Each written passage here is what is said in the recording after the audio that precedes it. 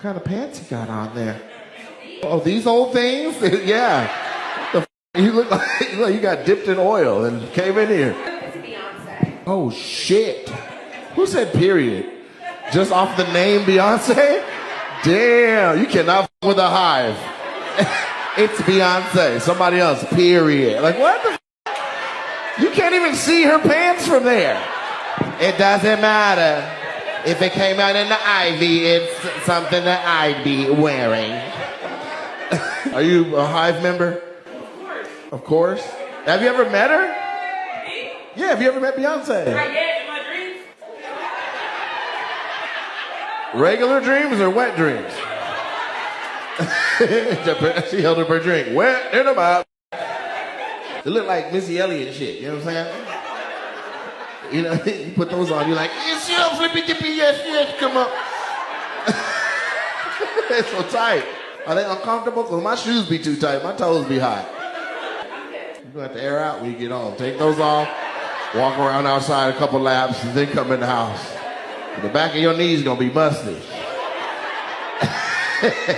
Your knee backs are gonna be musty to the butt. We're not even gonna talk about nothing else, just the knee backs. You ever smelled a volleyball pad? Nobody? Nobody's ever smelled a volleyball pad? Nobody's ever been like, yo, y'all don't be playing on. Oh, shit, this is crazy. We lost by 58. God damn. We smell like loss. So y'all not from here, y'all visiting in? Is that supposed to come with the undershirt, or is that supposed to be all skin but it's cold? So you was like, you know what? I'm gonna put this on and then do this. I feel like you should go change and come back with your back out. Come. Life's too short. You worried about people seeing your titty tops around get hit by a bus. You drive buses? That's crazy. For who? Metro? Up in Seattle? So you a city bus driver. People don't be with you? I can't imagine that just all in your face. Hey, motherfucker, give me your kiss.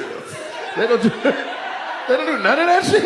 Every bus I've been on, somebody's on there a little bit outside their goddamn mind. Your finance is just having a great day. Just nobody's like, look at my dick. Nobody jiggled on you? I feel like you're pretty. I went, what? A fine-ass bus driver with purple hair wearing Ivy Park on her day off. Somebody's sitting next to her in the handicap seat like,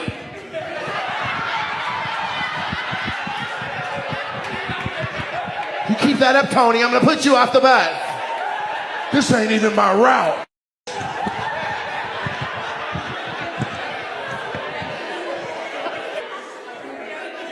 You ain't never had no crazy shit like that on the bus? All the time. Now, there you go. But before, she was like, no, I never do anything like that. And then you guys are also bus drivers? You drive buses then? They all looked at you at the same time. You didn't know what happened. I was like, who else? They were all like, her. Right there in the bus driver vest. Are you trying to become a billionaire soon? No, I'm not a billionaire. You can see what I spent my money on. I'm trying to make this shit work. Drink up. We got a business to make successful. Thank you for coming in from Bonnie Lake, but it's time to drink. There's 3 white women and 1 goddamn drink. Don't share it. Y'all don't each want to drink? You guys are just eeny, meeny, miny, moan on 1 beer. It's coming. All right, well, let me leave you alone then. I appreciate you for supporting black business and all that. Whether you know it's black or not, keep coming, you know? Keep coming, keep coming. And if you ever need a ride somewhere, we got bus drivers and shit here.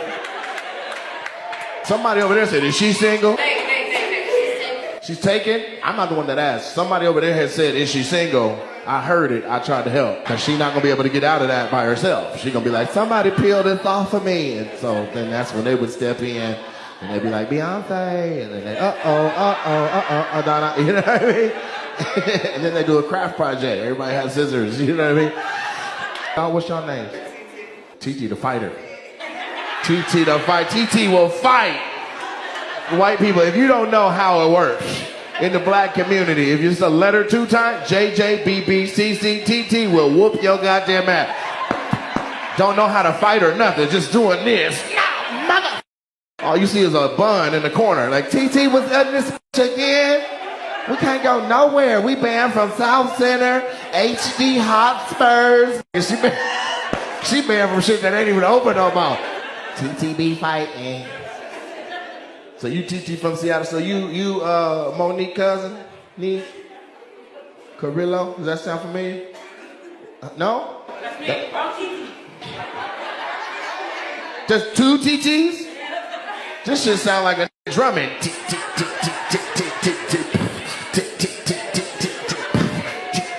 I like how you did your hair. Got the wide tooth comb. Hit that bitch with some mousse. Got the Sonic the Hedgehog and shit.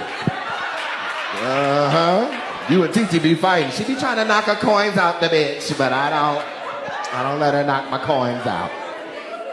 So what do you do for a living? I work in Antarctica. You work in Antarctica? Yes. You had to follow that money, huh? What do you do though? I work on the equipment that help land the airplanes at Myrtle Station. At Myrtle Station? Yeah. Yeah, give me $1,000. I know you got it. So do you live up there with him, or is it like he's gone for 4 months? How's that work? Are y'all a couple? Yes. Yeah. How long y'all been together? 14 years. 14 years. You don't look like you old enough to be together 14 years. No, you do, sir. She doesn't. I don't know if it's the cold in Antarctica with you, but black ain't supposed to crack. Your shit is up. She still got a baby face, man. Every time he comes back from Antarctica, you be like, whoo, shit. Come on in here, Pawpaw.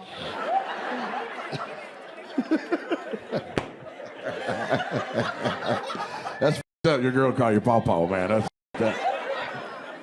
So you work in Antarctica for real, or you just made that up in the car? And you live in Raleigh? No, I live in Charleston. Charleston? Yeah. But you live down here?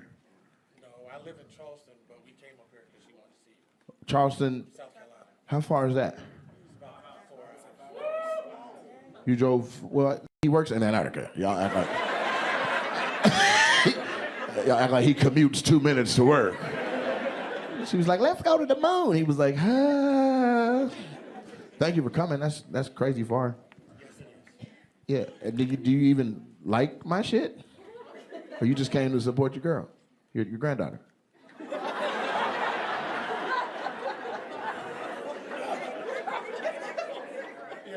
What you say? Remember, we paid for the reserved seating. We like you. Okay, good. No, you set this up, right? Yes. And then you just went because this is your baby girl. You was like, I'm going, let's roll. So you really don't get, good. That's a prerequisite. What's your name? Troy. It's a good, strong name. God damn it. I like you, Troy. If I lived here, we'd drink like every Saturday. Antarctica, huh? Isn't that like -60? When I was there last year, it was, I think, the worst I've seen it. Yeah, it was about -50, 60. Yeah. You could just say yes. Sorry about that. Yeah. It's all good. I understand the pressure's on, the lights and shit. I get it.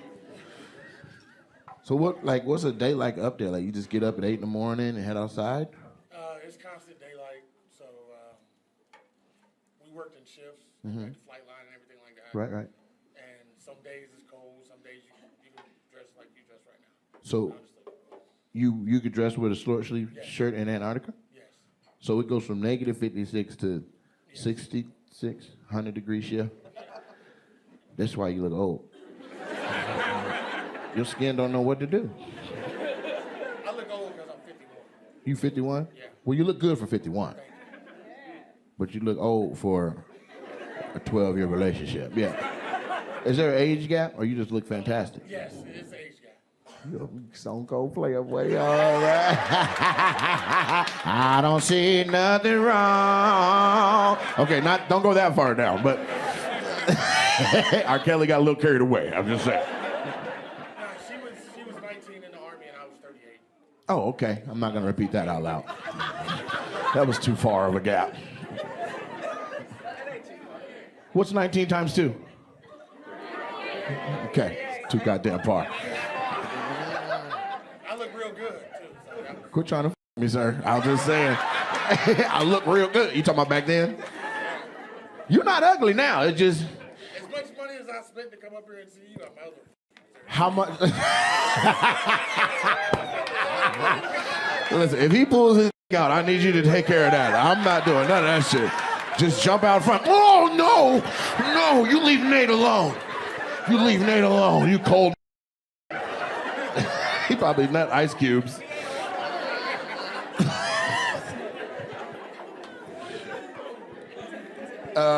I try to make everything like not expensive. Like what the you mean? No. I mean, as far as the hotel we stayed in and everything like that. So we stayed in a nice hotel.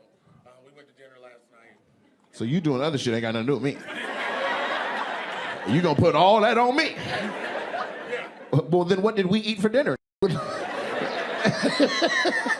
What'd you have for dinner? What's so expensive? No. I mean, it was just the whole thing. Yes. Like what? I know you got a running total. You 51. Let me see. So last night, so I had 4 long iced teas last night. Uh-huh. She had 1 long iced tea and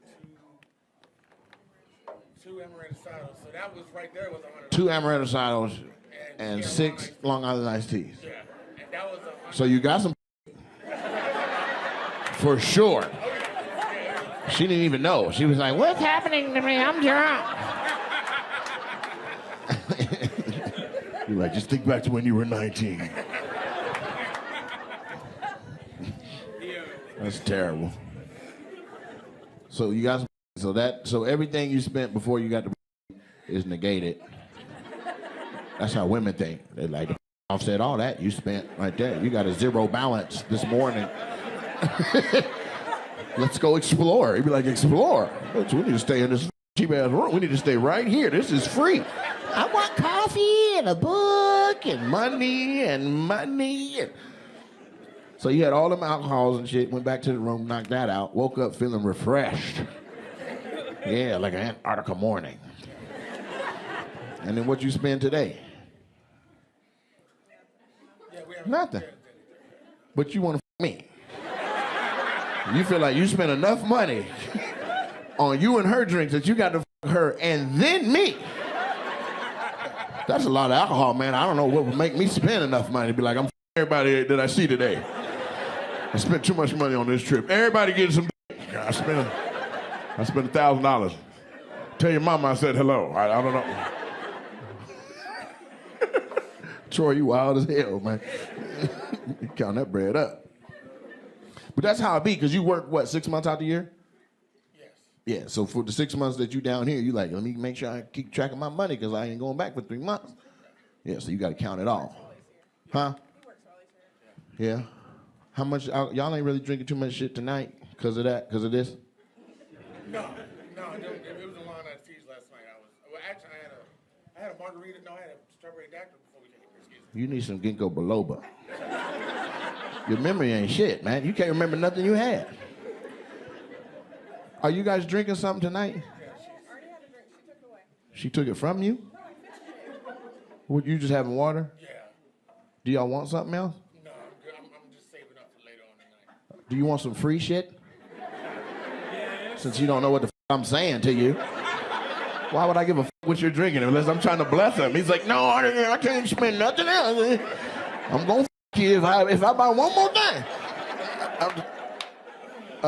Little booty. How you know it was you, though? It's 330 in here. It's 330 people in this. I said, little booty. You were like, what's up? You know that little booty serious guy. Hey, let me get them something to drink, man. What you having?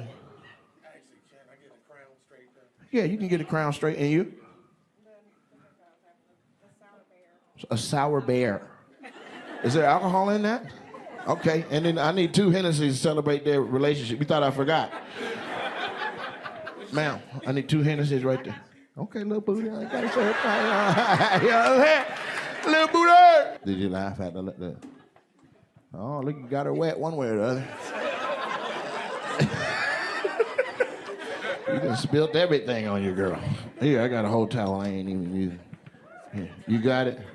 All right, clean up now.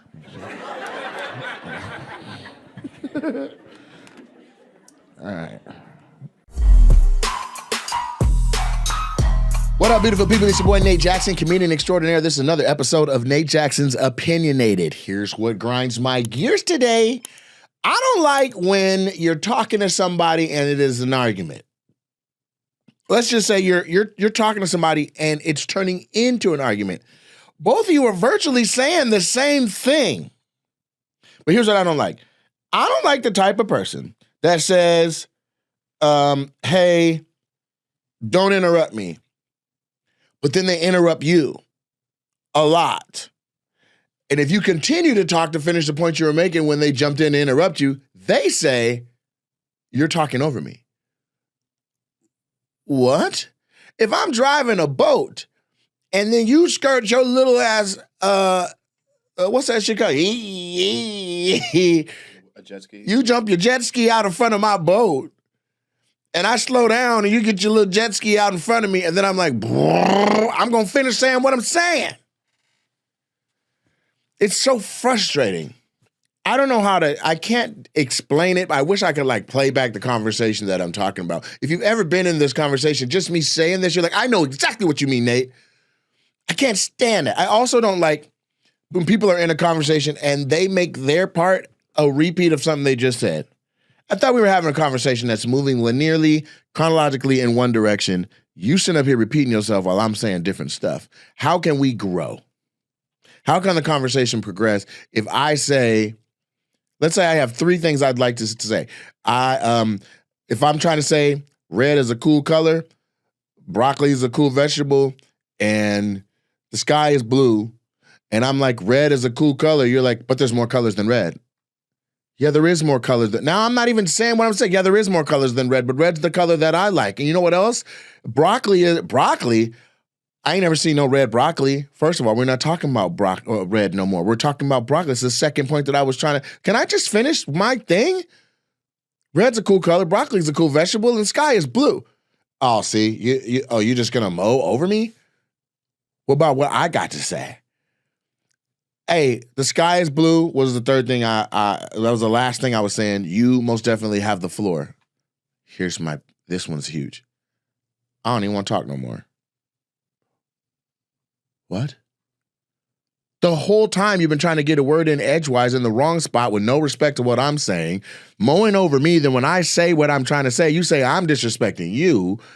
Why can't we talk like debaters talk? We're like, you're not allowed to say nothing until the person's done. And if you want to address what they said during what they were saying, you get to say it in yours at the top of with some notes or something. Some people just need notes while they talk to me because I'm very intelligent. I'm a highly intelligent individual. I can have the hell out of a conversation. Not only that, by the time I'm talking to you, logically, I've already thought it out, like the Spider-Verse, the Marvel Universe, every linear line that could possibly be which way the conversation could go. I've already racked my brain around which directions it could go. Once we're talking and I identify, we're on this storyline or we're on these four options, then we're talking to figure out which one of the four. It's rare that I'm speaking to someone in a heightened conversation and I can't grasp what they're trying to say.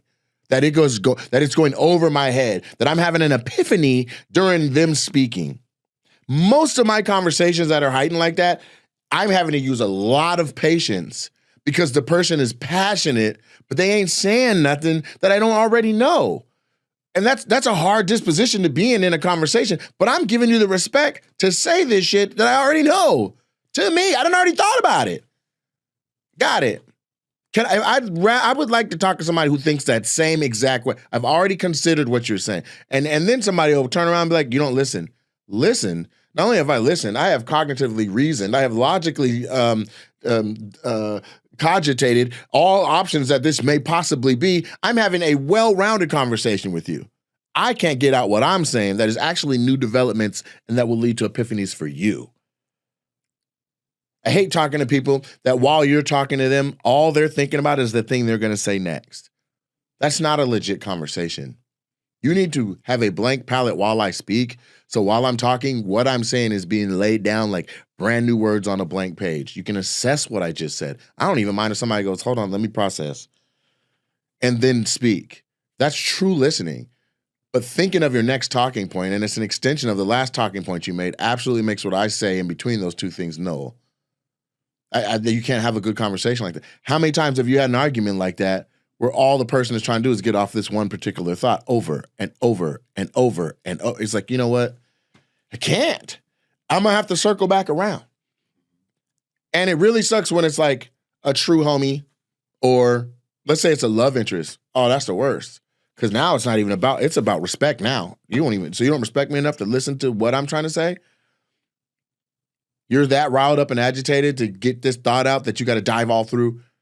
I hate that. I hate when people also are particular about the semantics or a particular word that you say when they know damn well what you're trying to say. And if you say, you could say a whole paragraph and one word be off, and then they make everything about that one word that was off. And then they don't allow you to redefine what you were trying to say in the first place. And now you're not even talking about what was at stake in the first place. I hate that. I also don't like being listened to. I don't like not being listened to. Okay? Now, Keela was in that meeting. I was like, let's just call the person that set this calendar up online and let them fix it. She's like, I got it. But you don't got it. It still ain't fixed. Let Matthew do it. He's been doing it for a year and a half. You know what I'm saying? You coming back off a hot break. Last thing you did was eat my goddamn oxtails. The least you could do in a meeting is listen to me. Shit. I got the world's hardest headed assistant in the world. And if she was sitting right there, I would still say it. So that's how I know I'm solid while I say it. Okay? So when she gets here, I'll rehab the conversation so she can say her 2 cents. But man, I feel like if I'm in a meeting and the meeting is pertaining to me, we should listen to me. At least hear me out. Even if it was already something, hey, we already talked about that. We're going to do this, this, and this. This is what our consensus was. But hey, here's my 2 cents. Because what I found is not all the time and not none of the time. So I don't know what that percentage is, but somewhere between 0 and 100, we've landed at, if I review or check something, I've been able to sort it out. Remember when we couldn't get my merch? There's no way to get it? What we do? We went and got my goddamn merch. Which time? You talking about when? Each time. When we couldn't get the delivery and it was sent to a place that was closed after hours and then we walked in that bitch and got it? Yes, that's the one I'm thinking of. What about when we couldn't get the thing from whatchamacallit and then I'm like, man, come on, we go. And then the dude comes to the show, brings the lens and we get it done. Yeah. Okay. So what about when, you see what I'm saying? Mm-hmm. Right? I got to fly. There's no way I can make it back for the thing I need to be back in Seattle for because the original flight that I missed because I set my alarm for PM and not AM on accident. Fuck, I hate when that happens. Yep. And missed my original flight. I woke up like, why the fuck hasn't my alarm gone off yet? And I hadn't missed it yet, but it was like, if I'm gonna catch this, I'm gonna have to super scramble because I was already packed and everything. Versus just, let me just look at another one and relax. And so people that don't travel a lot, here's the thing that you may want to know. If you have a round trip record locator or round trip itinerary, if you miss the first leg of your flight, they cancel the entire record locator unless you tell the airline, hey, I'm going to get there another way. Keep my return information the same. So your whole trip be blew up and you sat at the airport ready to leave at your original time. And they're like, we already gave your seat away. We already sold. You need to figure out how to get home, right? And so that's essentially what happened. And so there was no way for me to get back in time. Well, before I got out the van, and I could have just taken that as for face value, I just hopped on Google Flights and was like, Seattle, or from Mobile to Seattle tomorrow, boom, and voila, same flight as most of us. I'm on there. And here's the thing. I'm not saying there was an error on Heath's behalf because it was the one seat that was left on the plane. I tried to fly coach, like I know it's going to cost an arm and leg, and it had to be a first class seat. Mm-hmm. It was the only seat on the plane, which means somebody like had changed something and the seat became available after he'd already looked. Because when he looked, it wasn't even an option to buy. Right. So when I looked, somebody was like, let me just switch my ticket real quick, and then when I get home, I'll do it. And in that time, I'm the one that they got home, opened their laptop, and was like, fuck, it was one seat. It's gone. I'm on that bitch. Right? But so, and I'm not saying my team can't get a thing right without me reviewing it. But what I am saying is greater minds prevail. 2 brains better than 1. Like, let's inspect what we expect. And there's been time after time after time after time that that was right or that it was worth looking at. There's also been times where I've looked and it's exactly what it was. And I'm like, good job. You know what I'm saying? So at the end of the day, if I'm contributing to a meeting that is about me, that is for me, that essentially I'm paying for everybody's participation and attendance in, I should be able to get a goddamn thought out or be heard. You know what I'm saying? That's just how I feel. Maybe I'm tripping. And I'll leave room for error the same way they do when you vote. They say it's plus or minus 3% for error.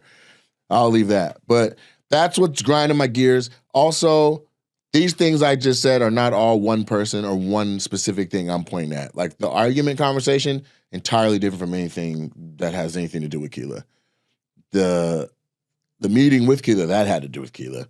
But yeah, let's move on. So I want to tell you guys my upcoming shows real quick, and then I got some more stuff I want to talk to you guys about. It's a lot of stuff popping off right now. In like the most amazing way. So I have upcoming shows, and I need you guys to pay attention because for some reason, a lot of people are asking me when I'm going to be in their city, and I either was just recently there or am going to be there soon, or I just went last year. Like, they're not looking at the schedule, which, that's lazy and that's a choice, but like it's too many right now. So I want to say the shows, so if you hear one near you, close to you, or where you got some family or friends, you can tell them come on out. So we just left Birmingham, Alabama, and Mobile, Alabama, which I'll talk about in a second. Up next, this is a 3-show weekend, 3-city weekend. We got Des Moines, Iowa, Chicago, Illinois, and Madison, Wisconsin. That's the 8th, 9th, and 10th of November. November 15th is Santa Rosa, California. November 16th is Fresno, California. We sold that out. We had to add a second show. November 22nd, Louisville, Kentucky. November 23rd, Indianapolis, Indiana. Low ticket alert for both of those. December 6th, Kansas City, Missouri. Low ticket alert for Kansas City. December 7th, Omaha, Nebraska. December 20th to 22nd, Ontario Improv. Low ticket alert. There was 5 shows on sale. 3 already sold out. I added an extra one. The 2 before I added were already crazy sold. If you go on their website, they have when you go look at the tickets, it says on sale. It says low tickets or it says almost sold out, or it just says sold out. From now until like March of 2025, I'm the only act that says almost sold out out of everybody coming to the club. That's how hot things are right now. And if you want to see me in Southern California, that's it. If you're in LA, you're in Hollywood, you're going to have to get your ass on that road and drive the 42 minutes out to the IE. It's going down. That's my home. That's the club where I started Super Funny. A lot of people don't know that. Super Funny comedy show started at the Ontario Improv. And so it's a stage I'm extremely comfortable with. I love the club. I love Ontario. I love Ontario Mills. I love that whole area of Rancho and Redlands and Rialto. Like, I fought with the IE. So I'm coming back, and we are definitely on a low ticket alert. It's the last shows of the year. Well, the last show of the year is New Year's Eve, but I think that's the first show of the next year. So the last show of the year are these, and I'm going to go all out. That's 1. And 2, I'm not doing 12, 15 shows. What you see online, these 6, I might add a 7th, but that's it. I'm not about to be down there on Friday at 4 p.m. and Saturday at 2 p.m. And this isn't 2023. Come on down, enjoy the show, get these last tickets that remain, and pull up. The cool thing about comedy clubs, it's actually really cool, is that they aren't assigned seating. So if you bought 2 tickets a month ago and 2 more homies want to go, you buy those 2 tickets today, the 4 of y'all sit together. Theaters aren't like that. If I buy tickets a month ago and you buy tickets today, I'll see you in the lobby, bro, because I'm assigned seating. So comedy clubs aren't assigned, they're by section. So that's cool. So if you're already going, tell your friends, bring their ass. Don't wait till the last minute. I don't know. I feel like it's going to be sold out. By the time we get to, what's today? Today's November 4th? Yeah, it's the 4th. Yeah, these shows are going to be a wrap even if I'm conservative, by November 20th, they're gone. Like there's not going to be tickets a month out. That's a wrap. There's no way. So those are the shows I got coming up. And then what I want to talk about is Mobile, Alabama. The other thing I want to say is shout out to the people that have been listening to the show.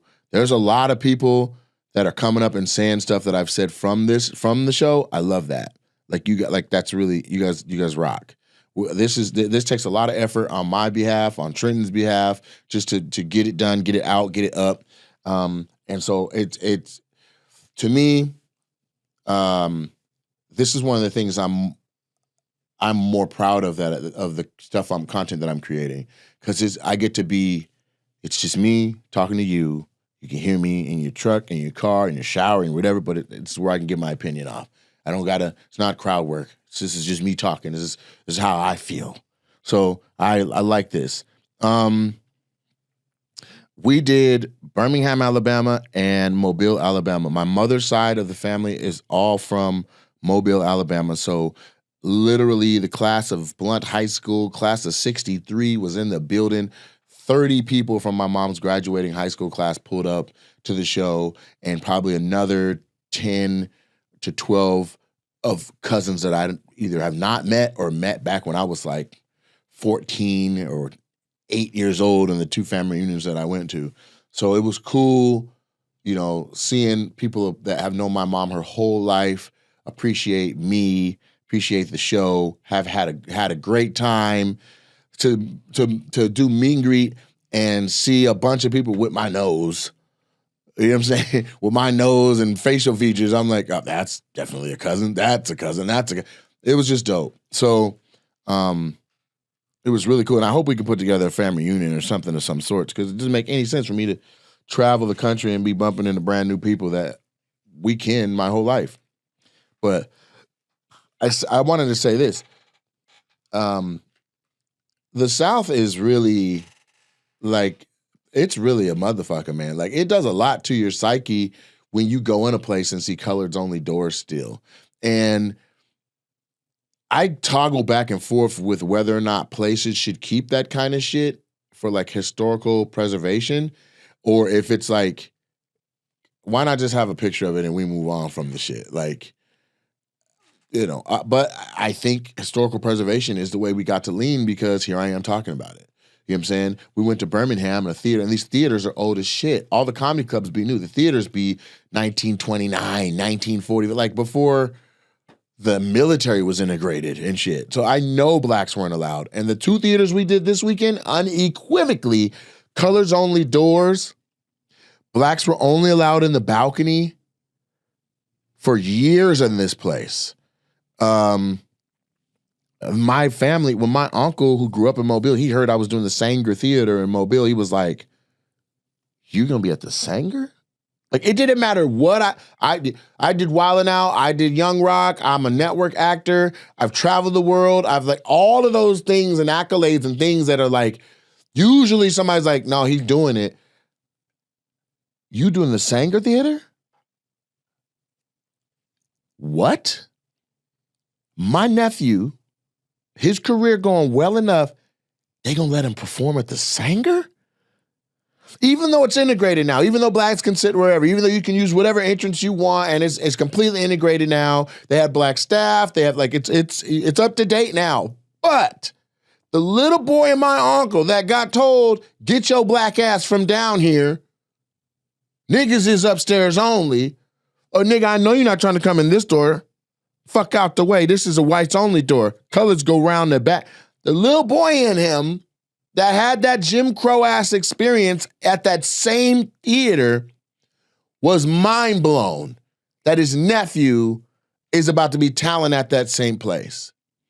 And it's one of those things where you can do it and you just do a show there and you move on, and it's nonchalant and it means nothing to you if you don't pay attention to the details. But I'm detail oriented, and that was like I made a point to talk about it in the show, because he was like, "That's tall cotton." That's slave mentality.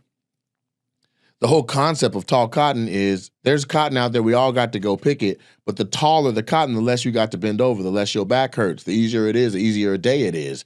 So he's like, "That's tall cotton, boy. Woo! Like, you doing good." Like, how slave-minded do you got to be to, you still a slave? Give a fuck what height the cotton is? You still enslaved. And we got to free up our minds because it's 2024. The fact that Jim Crow was when my uncle was a little boy and as a grown-ass, retired fireman, retired, like he's full on in retirement, and he's still like, you at the Sangha? Was nuts to me. And so we did that, and we went and we saw the colors only door, and then there was a colors only entrance at my hotel.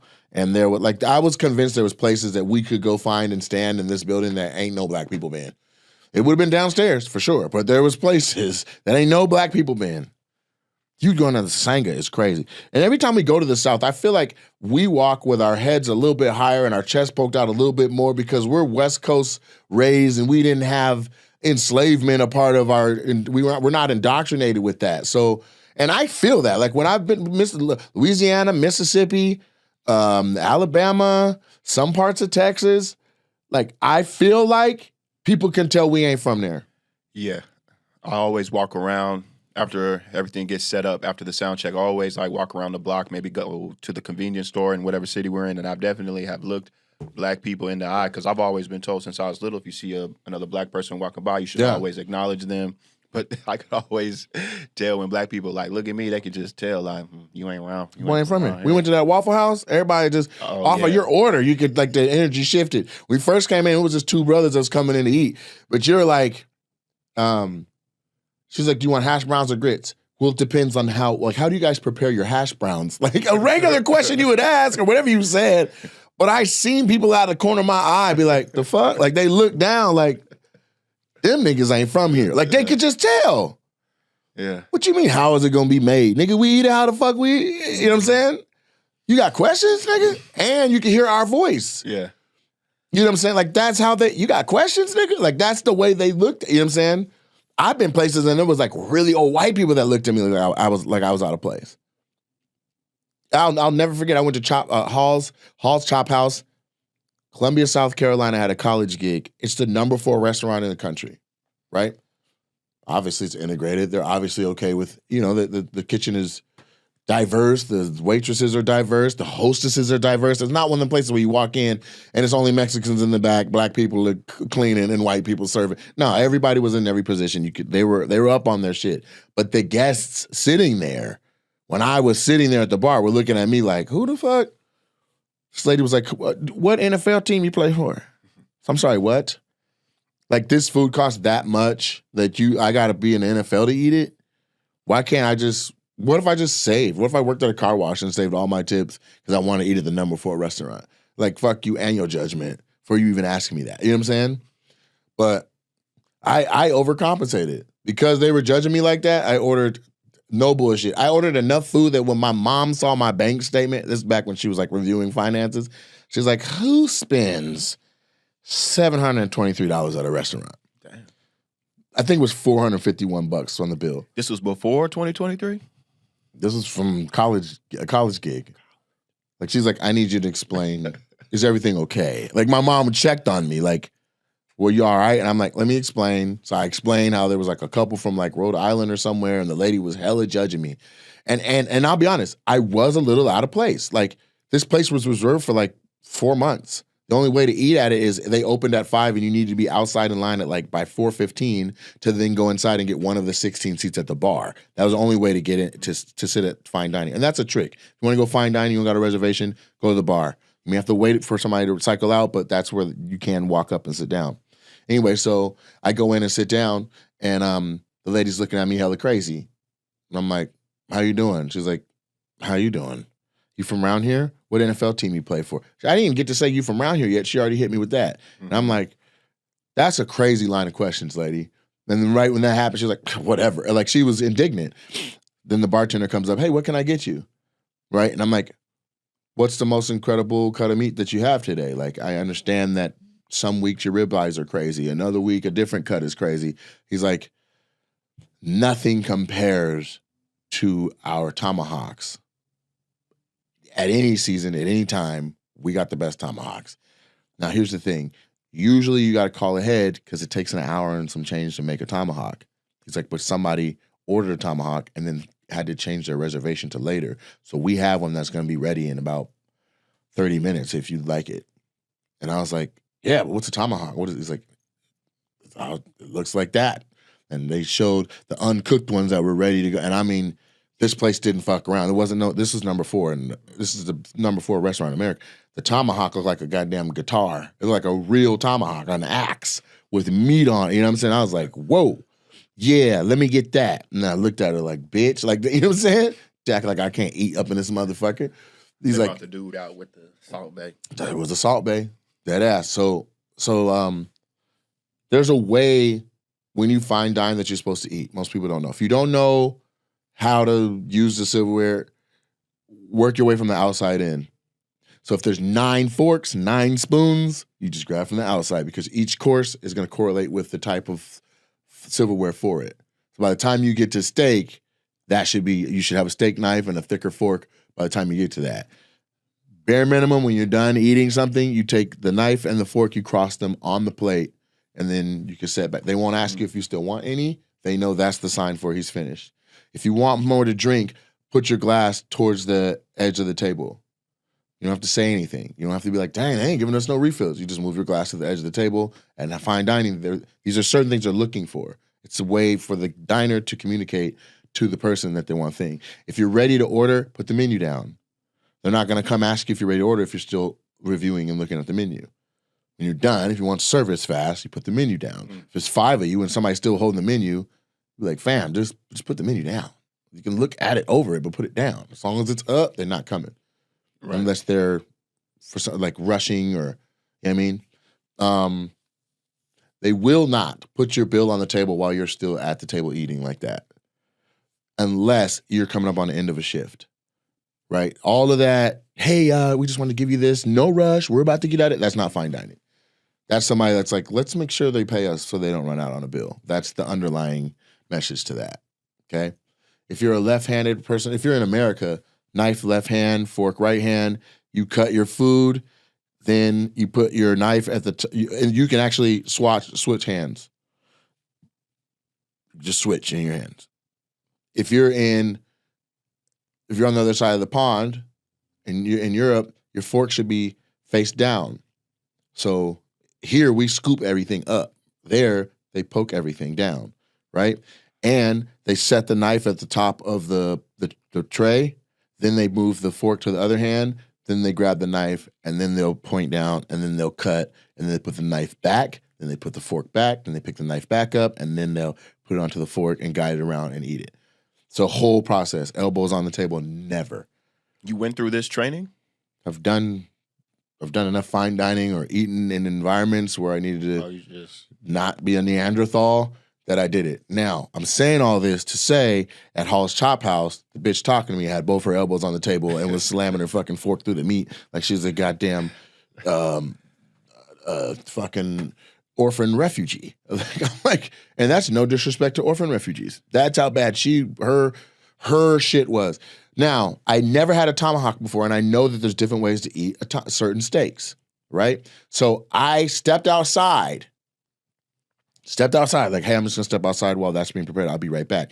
I went outside, put into YouTube how to properly eat a tomahawk steak. Okay? Glad I did. Because what I would have done is it sat down, I would have started on the outside and got me a piece and then had a bite of it and kept going. No, the tomahawk sits down on the table. The chef waits right in front of you with a flashlight, a small flashlight, unless the place is lit well, but a small flashlight. They want you to set it on its side, if it's not already on its side. It should not come already diced up, sliced up, or cut. You lay it on its side. You put your knife all the way to the bone in the middle of the tomahawk, and then you cut all the way down, like straight across the meat. Take your fork and your knife, you hold it open, and you look at where you cut to see if the meat is what you requested on its preparedness. Well done, medium plus, medium, whatever you want. You say, perfect, or this is fantastic. This is a wonderful medium plus. This is a wonderful, whatever you requested. You say this is a wonderful whatever. Then you eat. So for a tomahawk, you're going to eat and you're going to eat as much meat or whatever that you want. When you're done, you then run the knife along the bone and you cut all the extra meat you didn't get to off of the bone. You pick the bone up with your hands and you eat it like a chicken leg. Really? Fine dining, you get to pick up the bone like a caveman. I did exactly that. When I picked that bone up, the lady's scoffing next to me. Who picks up a bone? Who eats off the bone in a fine dining establishment? It was nuts. Chef comes out. Literally, he's not even to me yet. Finally, somebody who knows how to eat a fucking tomahawk. The lady's taken aback, right? Like, what? I ate my fill. He was like, we put tomahawks in front of people all the time. They don't know why we're waiting. They don't know why we have a flashlight. They don't know. They think it's disrespectful to cut all the way across the steak. They fucking, you know what I'm saying? They go, hey, I'm finished, bag it up. And when we bag it, they want the meat still on the bone. No, you cut it off the bone like you're supposed to. You pick it up like, who are you? So I'm a comedian. I'm traveling and I'm in the area. He was like, okay. He was like, have you had any other fine dining experiences? I said, actually I have. I had number 7 before. I had the Drifter's Wife in Portland, Maine. I looked up best restaurant in this area and it gave me here. And I was like, and I have to be honest with you. The Drifter's Wife was number 7 and this was amazing. Every bite of everything was wonderful. And he was like, it better be. And I was like, oh, cocky, huh? He was like, we're number 4. And I was like, talk your shit. This is number 4? And that's how I found out they were number 4. Yeah. He's like, yeah. Mind you, the lady's just like sitting, like he's wearing full chef regalia. She's like, chef, I really enjoyed it. He's like, sorry, ma'am, I'm talking to him. He literally checked her to finish talking to me. And then he's like, I want to do something special for you. He said, what dessert are you having? I said, well, I have a bread pudding. He's like, we'll do that. It was like a 6-layer bread pudding. He's like, we're going to have the bread pudding. He's like, but also, I'm going to bring something else out. So he goes to the kitchen and comes back with, it's not on the menu. I don't know what it is. It's a piece of cake, but the decorations on it, the coverings, everything that's a part of it is a different taste than the color of it. The chocolate tastes like vanilla. The strawberry tastes like chocolate. You see what I'm saying? Mm-hmm. Something else tastes carrot. It was like a carrot cake, but it was like and it was just insane to eat it. And like, because you bite a piece of chocolate expecting chocolate taste. I'm like, that's not, what is that? He's like, what is it? I'm like, is that vanilla? He's like, yep. Try the carrot. Is that chocolate? It is. I'm like, what is this? You know, he's like, yeah, it's just a little something I got. I'm working on. We'll put it out soon. This lady's like, is there any more pieces of that? Like, ma'am, please. It was that bad. This is in Portland, Maine? No. So this is Hall's Chop House, and I think it's in Charleston, North Carolina. Portland, Maine is where the Drifter's Wife. Okay, because the Drifter's Wife is not open anymore. Yeah, because I literally found an old clip, because there's a bunch of old clips that you have that I like to just find, like, oh, shoot, I think I vlogged it. Did I vlog it? No. It was when you were at the Cleveland Improv, you were talking to this lady, and you were like, oh, you're from Maine. She was like, how'd you know I'm from Maine? And you were like, you're wearing a sweatshirt that said you're from Maine, lady. But I'm from Maine. But because I watched it today. Okay. And you mentioned the Drifter's Wife. So I watched it today, and then you mentioned it. Yeah, and so the way I found out about the Drifter's Wife, I was on stage at this university or college that was like for like, it's crazy. Like they have so many specificities of colleges, but this particular college was for people who wanted to be park rangers. Right? And I mean it. I didn't even know that it had their own college. I showed up and everybody was like the kid that you might see hiking by themselves. Like, what are you doing out here? Like it was a school of that. Couple kids had Labrador retrievers with them in class, like at the show. Like I met a Labrador, beautiful golden retriever named Lucy. She's like the mascot for the whole place. But anyway, so I was like, man, what is there good to eat? I'm going to Portland, Maine tomorrow. And this young girl came up to me. She was like smaller, real thin, and blonde. She was like, oh my God, you got to go to the Drifter's Wife. And I'm like, what is that? She tells me it's the number 7 restaurant in the country. It's amazing. I'll see if I can get you a reservation. They're booked out like 9 months. And I was like, who are you going to call? You're a kid in a school. She was like, well, no, my dad owns a world famous oyster bar that's across the street. So what you're supposed to do, and this is what their whole town does, you go to the Drifter's Wife, you check in for your reservation much earlier than your shit, then you go over to the oyster bar, knock back some oysters and stuff, and then when you get your little in your pocket, then it's time to come over to Drifter's Wife and start that process. Oh, okay. So she's like, I'm going to tell my dad, da. So when I got down to the Drifter's Wife, I waited in line. I was number 8 in line. And then we went in and I sat at the bar. And then the dude came out. I want to say his name was Jason. I could be wrong. But he comes out. He had brown hair, glasses. His hair was kind of, he was, the chef was not there. No, excuse me. The front of house wasn't there. So the chef was doing it. And so I came in looking for, I'm like, I'm supposed to meet the chef or I'm supposed to meet he was like, it's me. I'm like, what are you doing out here? He's like, we got to take breaks. And we talked for a minute. And then it was like some type of reduction, which is that's a fancy way to say a sauce. But it was like, it's almost like a gravy sauce, but it was crazy light. And it was on like a bed of like, it wasn't spinach, but it was like, it looked like spinach, but it didn't have that tartness to it. And it was like a sweet green almost. I still don't know what vegetable it was. It may have been bok choy or something crazy. Love bok choy. With that sauce on there, a thick, not thick, but like it was like they made a chunky mashed potatoes and then a creamy mashed potatoes and then mixed them. And that was on there, but it was 2 different kinds of potatoes. So like the chunky one was like yams and purples mixed in with normal like a yellow buttery kind. So you look at it and you get like this buttery looking mashed potato with a creamy with chunky. It was insane. Then there was a quarter of either chicken or duck, and I still don't know what it is, but it was immaculate. That was a Drifter's Wife. And so that's what set me on a path to be like, I want to eat at whatever. Like I wanted to eat at number 1 when I was in New York, but I think it's called French Laundry. And they don't fuck around. It's like a 3-year reservation. Like people have reservations and they fly in from like Korea to eat at this kind of shit. But anyway, so I say that to say the South feels like that experience. That whole thing of like, you don't belong over here. Who the fuck what kind of black do you think you are? Kind of. And then when you walk in and you see signs that really just reaffirm, like, yeah, I did feel that energy. This is a coloreds only entrance. Fuck.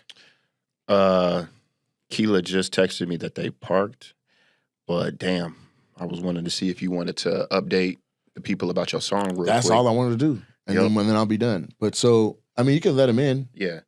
But am I connected to the Bluetooth? Because that's all I need to show you guys. So I talked about the song that I made, and I wanted to see if I could get Twista or Ludacris on my song, and I would like to play you. Did you see it? The Roadcaster. Maybe there's another one. I see Osmo Pocket and Roadcaster Pro 2. So I'm connected right now. There. So here's the feature that I was able to get. Okay. And I'll just start it right before that part. Hope you guys like it. I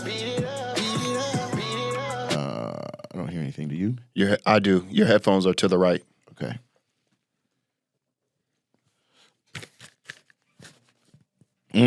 Here goes. My headphones are down. When I pull up in the driveway, you know what time it is. Beat it up, beat it up, beat it up. Y'all heard this part before, but you ain't heard this feature. Here it is. World premiere. be screaming Premiere. like. In the back on the leather, sex in the Cadillac, I feel like that's an endeavor. Graphic as ever, the way that your booty cheeks moving, be clapping together. What? Steady with the eyes, I'ma get the prize. I'ma be the one that's finna pull the pennies to the side. Spaghetti till I get up in the thigh. She better be a woman and be ready when I rise. Speak to that when I beat that. Keep that when I meet that. Eat that when I sleep with that. Sweet sex with the reflex. Beat that to some keep sweat. How deep is your love? Cause you was the baddest freak in the club. I got you in the missionary position, reaching under, holding your cheeks from above. I'm on top of you, popping you. Show her little mama what I can do. She can suck a dick and swallow you. Call her play and throw that ass like an audible. We can get it whether we make it good love. We can be freaks and have good sex. Put my hands around your neck. Put your hands around my neck. Let's go. Love wanna slap you across the ass. Let me see you touch me like you fast. Let me see you love me like you bad. Let me see you fuck me like you mad. I'ma be the way that she. And when then she. Who is that? Twister. Tonight, give your body what it's feeling. That's all I'm giving you. Don't doubt me. Don't doubt the kid. We making good everything around here. The Midas touch. Twister is on my fucking new song. And he's not bullshitting. That's an A+ Twister verse. Ooh. Look for it. Beat it up. Nate Jackson featuring Twister is coming out soon. Everywhere you listen to your music. That's today's episode of Opinionated. Appreciate y'all. Love y'all. Share it with a friend. This will be all over. This is going to be, this will be wherever you get your podcasts at very soon. Love y'all. And so y'all look like y'all hate each other. Is this a date? What's going on? You don't know her? I came solo. Oh, you just got sat like that. Okay, well, open up your body language, man. You might meet your queen tonight, man. Damn, he like, nah, f all that. I don't know that. And she said, don't do that. Don't do that. Y'all don't want to make this something real. I can turn this into something now. Just a little bit of pressure. Y'all be a couple in this. You married? Huh? Okay, all right. I heard a nice time, huh? You be like, huh? Not married. You're not married. We broke up about 2 weeks ago. You broke up two what? 2 weeks ago. 2 weeks ago. Damn, that's new. You sad? Not really. What happened? Let me tell you something. This is about to be a good story. He took a deep breath, looked up, and then exhaled. All right, let me tell you about this. What's your name, man, so we can talk? Theo. Theo. All right, okay. So what happened? Well. You actually talk like a Huxtable. Apparently, I was with her, she wasn't with me. Apparently you were with her and she wasn't with you. She was for the streets. She was a tumbleweed. Huh? She was a Any of that? You look like that hurt your feelings. Each one of those, you were like, don't call her that. Don't call. Where's she at right now? Tennessee. Oh, in Tennessee. Is that where you were? I was stationed out there before I got stationed. You were stationed in Tennessee 2 weeks ago? No. I got out here in October. Oh, you've been out here since October and she's still in Tennessee. And you thought that this was gonna work long distance? You do the long distance thing when you're in the military, man. You do the long distance thing in the military? Yeah, but it helps if she knows she's still in a relationship. Right? You got out. You were like, I can't take this no more. If they send me out another one, she's gonna leave me, so I'm getting out. And there you are, up here JBLM, meeting all these beautiful white women in the Pacific Northwest. And so how'd you find out she's for the streets? She just told she let me go about 2 weeks ago. That was it. She just dumped you? Like, hey, I need freedom? She need free. She on her healing journey. She on her what? Healing journey is what she said. She said she gotta go on a healing journey?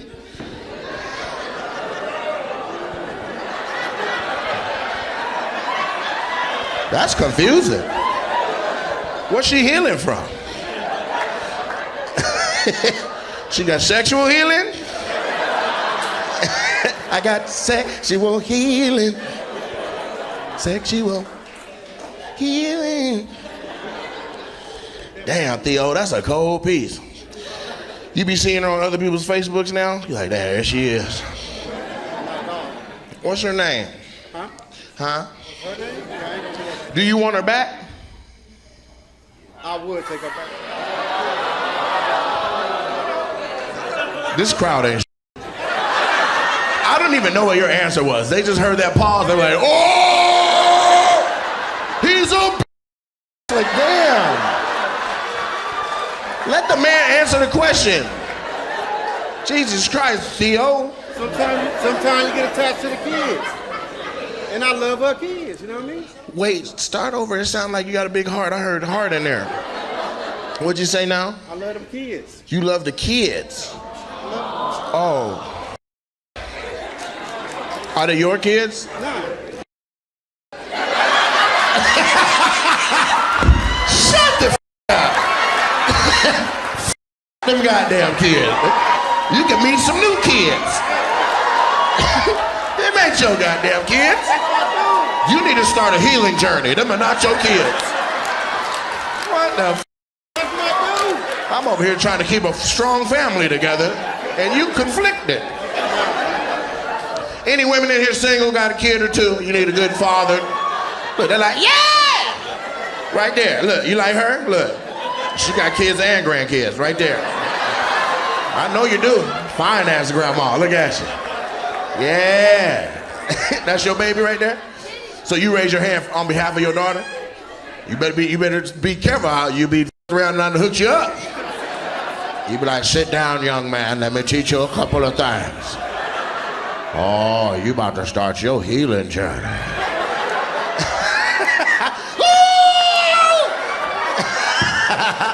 Take my wig off while I'm down here.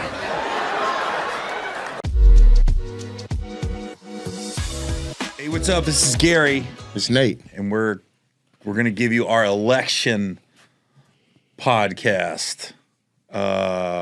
It's close right now. 230, 205, 270 is what we're looking at. It's down to 3 states, right? No. There's 3 states that have not reported, which is Nevada, Alaska, and Hawaii. No. I mean, for everything I'm hearing, it's gonna come down to Wisconsin, Michigan, and Pennsylvania. I can Those see are that. 3. Georgia is, Georgia is 2.6 million to basically 2.5 million. There's less than 100,000 people determining which way Georgia goes, and Atlanta's not done being counted. They're 93% reported, and there's 16 electoral college votes. It's going to take 270 to win, and Kamala just got another 4. She went from 205 to 209. So that's I like that hovering. What's Pennsylvania right now? Pennsylvania is 200,000 people. 200,000, yeah. So when you click Pennsylvania. But Philly's the now big you one. get in there, Go and to but Philly. Philly's not done. They're 83% reported. It's not done, and so every I think she's major, gonna all the get big Philly. cities. Oh yeah, she's gonna sweep Philly. But the question is there enough of them, population wise, to offset the rest of the state? And right now, go back and hover over Philly. So right now in Philly, hover over Philly, they're less than, they're 3 million to 2.8 million. It's less than 200,000 people. That's like North Philly. That's like 3 or 4, 9 blocks of North Philly if they came on in. My thing is, well, okay, so East Coast is obviously starting 3 hours earlier. Why? How do they know California already? It's that blue. It came in. It's talking like as soon as they said votes are starting. There's not enough rural California. area. California, the whole state is a city. So you got 4.6 million to 2.8 million. There's no counties for him to catch up and see. Oh, okay. They counted California fast. You put in San Francisco, Los Angeles, and San Diego, you have basically the entire population of the state right there. None of it. Go Arizona. Just click it. So I'm interested to see what this part right here is going to do. I don't know what cities are in it, but it's so close to Tucson, it may be a thing. And I'm also interested to see where this is because I know the 10 freeway goes right through here, so it's going to be high traffic no matter what the cities, counties are. You know what I'm saying? 11 votes there. we'll see, man. This is crazy close. The blue wall is doing what it's supposed to do. I have a map of Biden's map from last time. And I mean, it's... Did he win Michigan? In Pennsylvania? He won Michigan, yes. And he won Pennsylvania.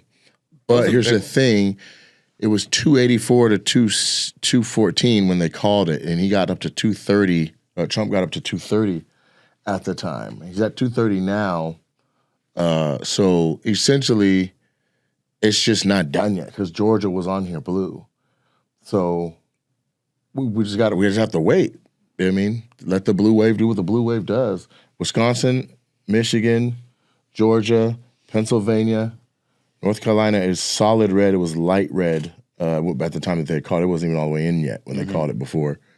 You only got to get. I didn't know Biden won by that many. Yeah, I mean, it's It's safe to assume. I mean, they didn't even finish getting everything in when they were able to call it. So you could just assume that it got all the way up to the difference between 214 and 285, 284. What's interesting to me is there's over 330 million Americans, and right now we're looking at 57 million to 61.5 million. This is less than half of the American population that even weighed in on this.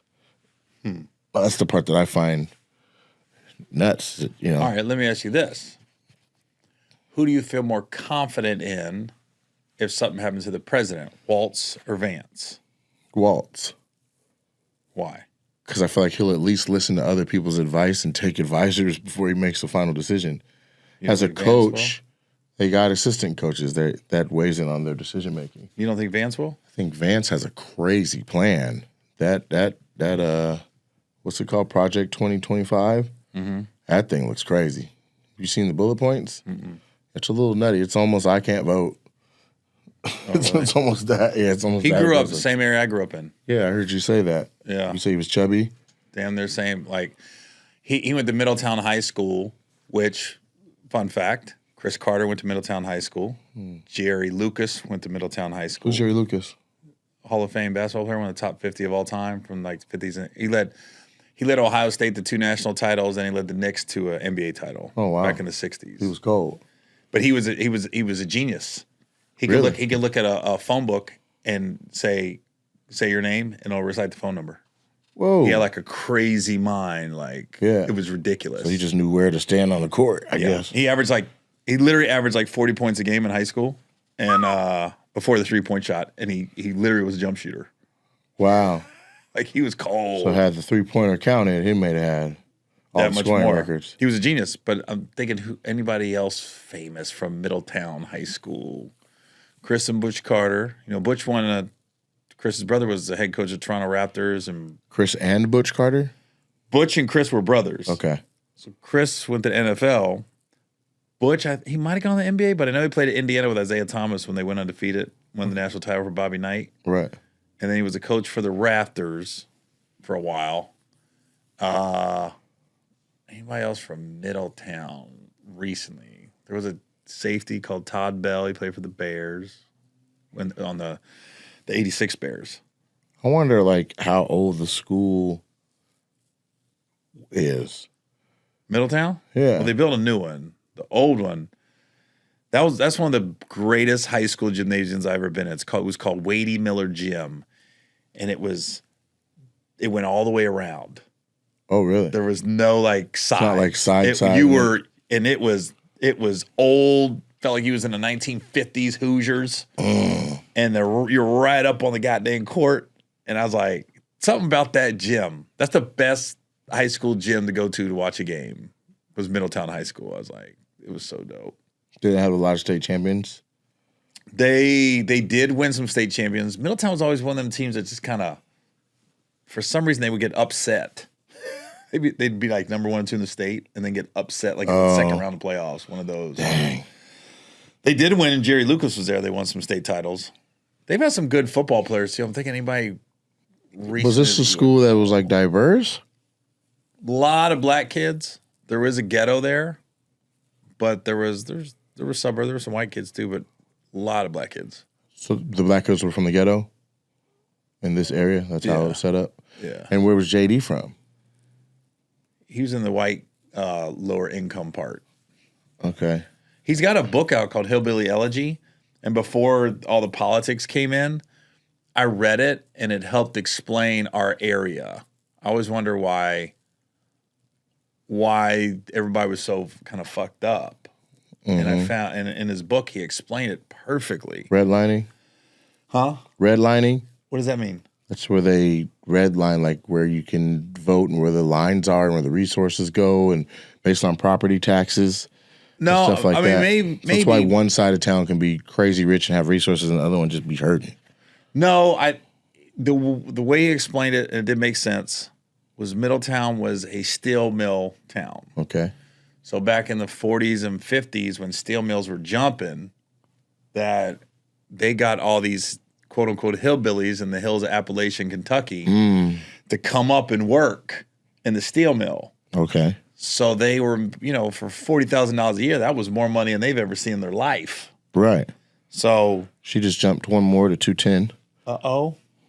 yeah, just you keep updating. I'm gonna tell some JD Vance stories around Okay. that area, But when the steel mill started to close down, all these quote unquote people from Appalachia and Kentucky Hills, they have no other skills. Mm-hmm. So they brought Just dried up. and they brought all that family trauma up with them. Everything's fine when a little money's coming in and dad's busy and working. But when dad ain't working, that's when alcoholism, Every that's when house, drugs, every that's house on when the street was dealing with the same shit. the depression, and then the heroin came in, and that was a wrap after that. And that's when everything went downhill. And JD explained that in his book. And whether you like JD Vance or not, to be from that area, I don't read a lot. That book was fascinating to me, especially for me because I'm from here. It'd be like someone writing something about Seattle or Tacoma. But did he have solutions, or you just describe it? He just said it almost explained why, and then he said, he got lucky, he got out, he joined the Marines. He goes, and then he realized when he got in the Marines, he goes, "Oh, I don't really belong here. I don't belong in Middletown and be broke like that anymore." He said he came home and he felt out of place, and he liked it, and it was like, "Oh I'm eating different. I'm not eating greasy food and drinking sodas every day, which also can affect your brain." Very much so. And then he just then he got into that Ivy League school. The movie was terrible. He went to the On Marines Netflix. and then Ivy League school? Okay. Yeah, he's a smart guy. I mean, you got to be smart. Any politician, whether you like him or not, they're somewhat smart. No, absolutely not. I think most politicians are underwhelming. Really? Yeah, absolutely. They don't have nothing? No, I grew up around politics, and you'd be like, "Are you shitting me?" Well, how do they get people to elect them? I mean, sometimes it's having a great mnemonic in your name. Okay. Bob Smith. And that's that on a sign. People are like, "Oh, Bob." Just, Well, that's how I vote. It just has a ring to the Hey, if I vote, you're voting for the president, but then there's you got to vote on 30 things. I'm Yeah. going, what name do I think Katie Wasalinki. is better? I don't know. How do you decide who you're going to vote for? Let's give Kiana a chance. Like you're over there just going, I will say, if it sounds black, I'm probably going to click it because Well, I generally lean blue, but I'll actually read the pamphlet that comes along with it, and that's how I spend a bunch of time trying to make sure I'm not voting for some prop that I don't know what it is and ruined music classes in schools and stuff because I didn't read it. oh yeah, I don't do that. You know what I mean? I just ruined the music class. Who runs the Senate right now, and who runs the Senate? So it looks like there is a red.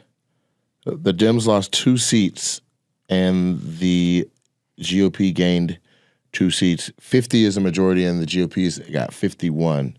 So and then the House is, you need 218 for a majority, and they got 178. They gained a seat, and the Democrats lost a seat.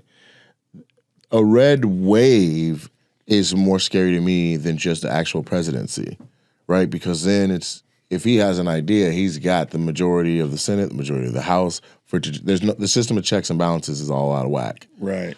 You know what I'm saying?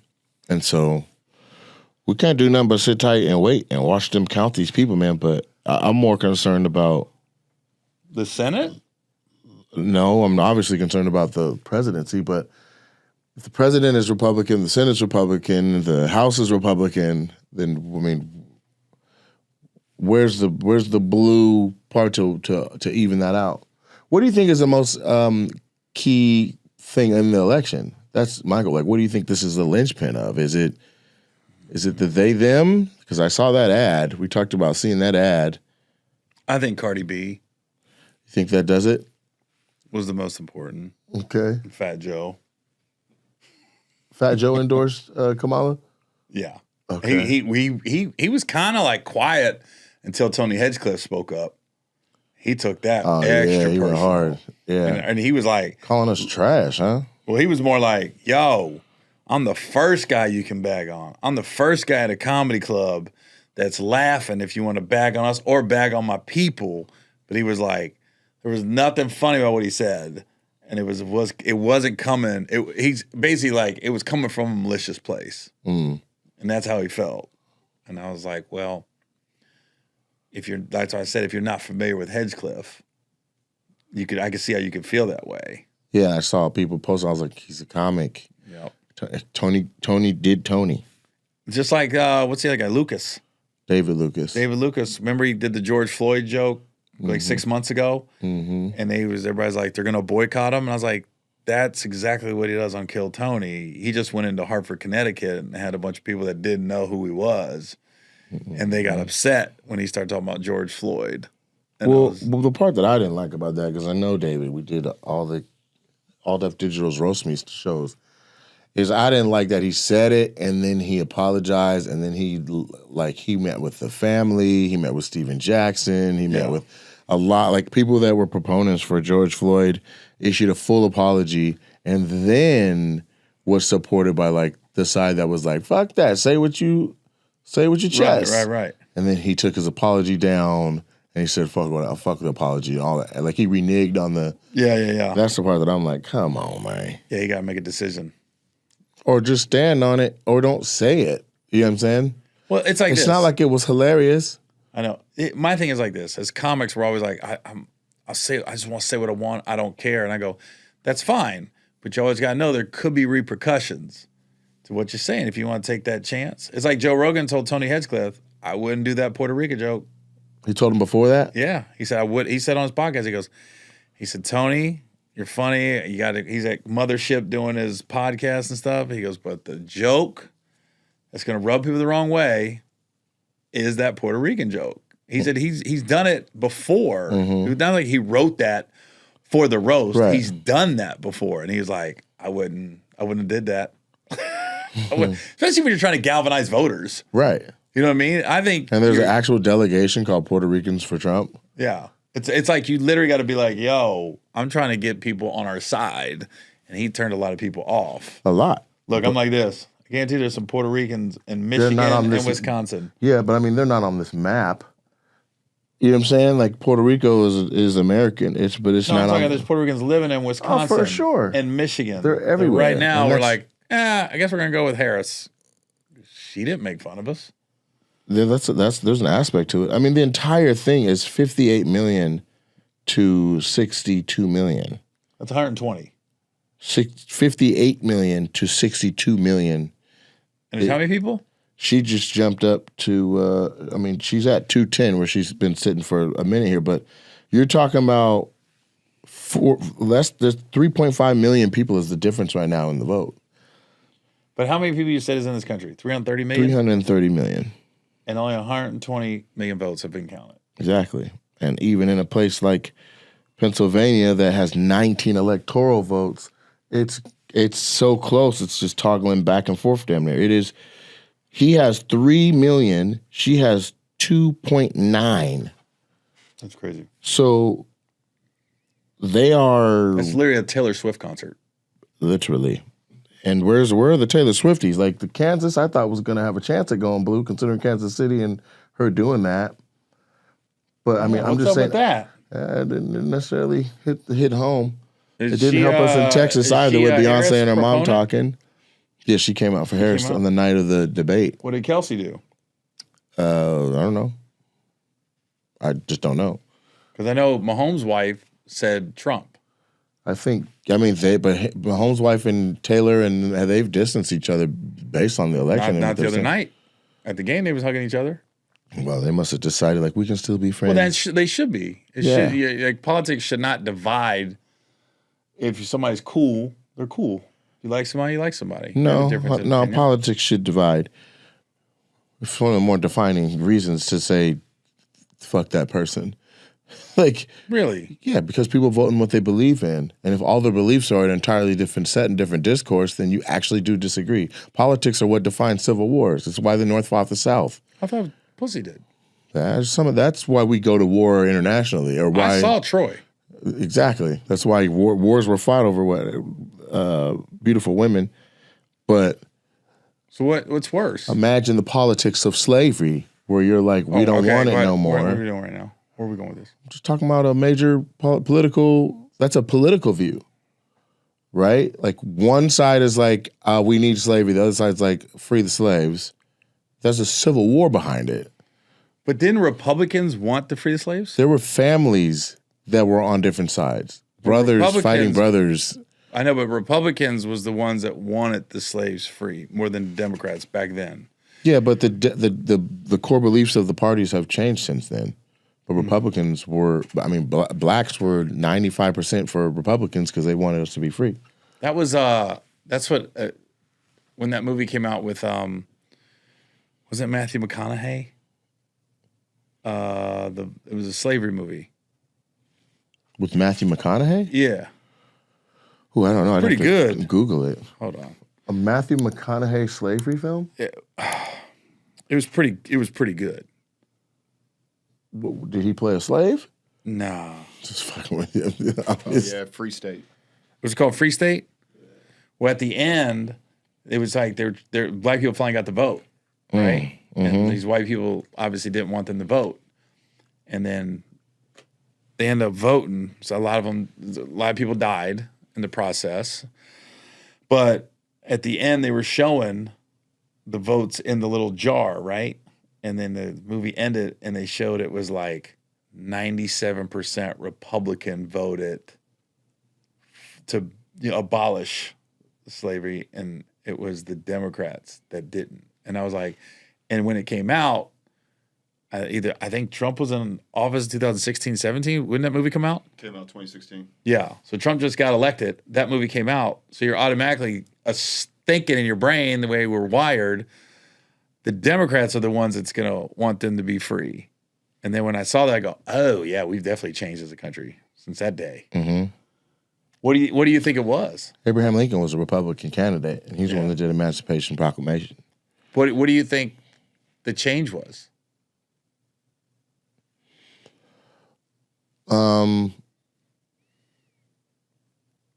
There were several reasons why, but essentially the mission of the party changed. Like the Republicans were for government having a role in people's lives, whereas that is now the opposite. Republicans are now like, big government is a no-no. Mm-hmm. And the Democrats are like, bring all the assistance. That's the concept behind this. So they didn't want blacks to vote because they're like, all the blacks are going to vote a certain way and it's going to ruin elections for what we really, if you're white, you're like, my vote's the one that counts. Like right now? This was back then. Oh. And now that same concern has gone over to immigrants, right? Like I watched a long clip where Joe Rogan was like, there's a real fear where people feel like we're going to have immigrants come in, we're going to put them in places that are swing and battleground areas, and then because they get assistance from the government with EBT and things like that, then that influences them to vote blue. So if you take 200,000 refugees and stick them in Pennsylvania right now in a race that is less than, 10,000 apart from each other, that matters. 20,000 refugees voting blue. Mm-hmm. And so that was the concern for freeing all the slaves. So we get freed, then it takes, 40 years for us to be able to vote later? If not, I think it was much later. I don't know the time, but it's not like we were freed and allowed to vote. Have you ever voted Republican in a presidential election? Not in this lifetime. I'm 41. Just asking. No, I get it, but there's been 10 presidencies since. I can only vote since I was 18. So for 20 years, that's 5 people. Like, and Obama did 2 terms. So no, I haven't had a chance to. It was like last There night. there's not a political shift in what people believe in so great that I'd be like, man, I need to go that. It's like, also, my finances hadn't changed so much that I'm like, well, maybe tax wise, I might need to consider that other thing. Like it. I got something that ain't gonna matter. Yeah, and that's why I'm enamored by this so much, because I'm like, there are people who don't have a pot to piss in or 2 pennies to rub together, and they're like, Trump. I wonder, because I don't talk to my mom or my stepdad, Trump. and that's what I wonder, because they've always been Democrats, always. Okay. Right. So it started with Barack. So I was like, I wonder if they voted for Barack, because I haven't talked to them since 2016. So I was like, did they vote for Barack? And then when Trump came along, that's when I was like, I could see them voting Trump. Yeah. I could see them like, I'm gonna vote Trump. My biological father is Republican through and through. Staunch. Like even before Trump. Got it. He's just Republican. To the point where was it 2008 when Barack won? I just remember he goes, I remember he got in my car one time. He goes, the election was like a week away. He goes, yeah, I think this is going to be a fucking landslide. I remember I was just looking at him, and it was, who did Barack run against 2008? That was McCain, and then McCain. Romney. Yeah, McCain. Mitt Romney was. Yeah, McCain was 2008, which was actually a pretty cordial presidential eletion. Very much so. He was like, no, speak with respect. He stopped him. Yeah, McCain was actually a good dude, man. And then when Barack won, I remember my dad goes, I just hope there's still a country left after these 4 years that my daughters can raise their families in. I was like, whoa, that's a lot. I was like, they're 15. Right, but like, to be honest with you, like what's in Project 25 or Project 2025 and what he's been saying is like much more drastic than either side has ever said. You know what I'm saying? So even at a time like that where it's like, I hope there's gonna be a few, like Obama wasn't saying, I'm about to change everything and turn the world upside down. He was just like, let me just run it better. Yeah, right. Right? Like, this is like, I'm coming after everybody who didn't fuck with me.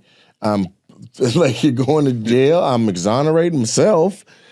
You know what I mean? Like, there's a lot of moving pieces to this, and some of the stuff that he's either been said to have said or agreed with is like very concerning. You're saying Trump is, because I feel like I should fact check this. It's more radical than some of the plans people were saying in the past. It says Trump has distanced himself from Project 2025. He has nothing to do with it. Vance, on the other hand, knows the dude who wrote Project 2025 fairly well, and he wrote and this is just what I just looked up, and he wrote the opening monologue to this book who the author of Project 2025 wrote.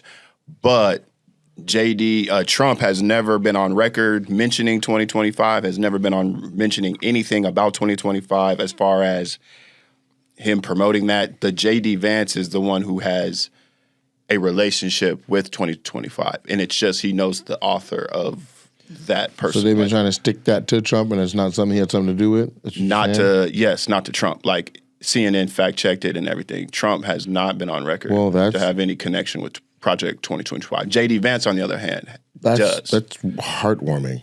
I'm just telling you. I'm telling you. Fact-check. The president of the United States, no matter who it is away from the policies and ideas inside of that Project 25 shit, the better off we are as Americans.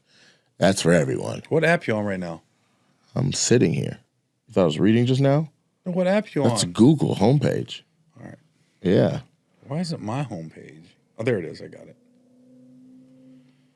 So, yeah, I'm glad somebody fact-checked that, and I hope it's legit. 86% has reported from Pennsylvania. CNN. Yeah, 86%.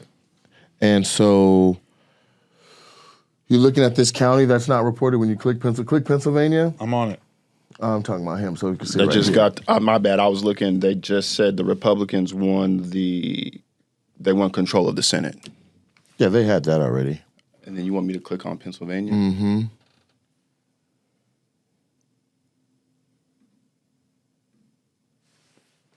Yeah, because they gained 2 seats.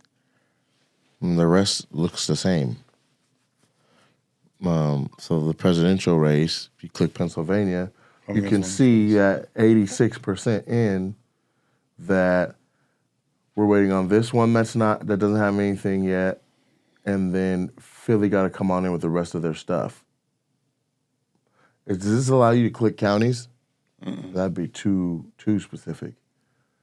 Yeah, but literally every major metropolitan area is going Democrat, is going blue, and then everything. This is like rural versus city, essentially. Mm-hmm.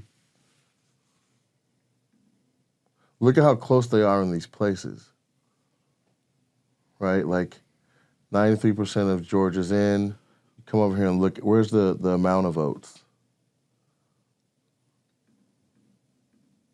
Just back, yeah. Click show all states, and then hover over Georgia. 2.6 million to 2.48. That is 102,000 people, or 119,000 people. Right? Like, I didn't even heard of Chase Oliver and Jill Stein. Where'd they come from?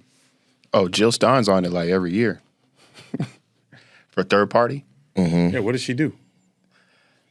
Mm-hmm. She's written in a lot, that's for sure. And then who's Chase Oliver? I never heard of him. Libertarian Party. You can write in. Seems like a waste. To give you perspective, the amount of people that they are separate in Pennsylvania right now is the same population as Bend, Oregon. Right? Like little bitty places like Tuscaloosa, Alabama, that's 100,000 people, not students, the actual residents of Tuscaloosa. Like that's how small the gap is in Pennsylvania and in Georgia. We're not talking huge sweeps here. We're talking counties with 40,000 people, counties with 115,000 people. Well, I kind of want to ask both you guys this question because you guys are comedians. You guys travel the country. You're performing in different cities around the country. And even at the club last night, at Super Funny last night, when you were letting the crowd ask you questions and then they asked you about like who you voting for. Right. But, you know, and then Nate, what you were saying earlier as far as, you know, depending on if you're voting Republican or Democrat, it's like, well, no, that could be a reason for me to like stop messing with you. But, you know, we just came from Alabama. You know, you filled up those theaters and you could probably bet that there's a good number of those people that like support Trump. So where do you guys draw lines as far as your fans are concerned, whether they're on the other side? Do you care when it comes to that? Like, would you ever stop like, no, I don't want the support of this side or that side? No, that's ridiculous. I believe red, blue. I want green. I want people to laugh. Then how could you say you wouldn't? Yeah, that's where I'm getting. I'm not saying fuck the next person because of their political stance. I'm saying I could see and I understand where people are falling out over political stances. To be like, that's dumb. It's just how they voted. How and what they voted on is a thing of contention. I didn't say it was dumb. Well, I'll say that. Like I say like you could still if your vote ain't standing on business, I don't know what is. But my thing is like I'm more like I'm not Democrat or Republican. I just kind of take every election and be like, who do I want to vote for? So and a lot of times I'll be like, who do I think would come see me?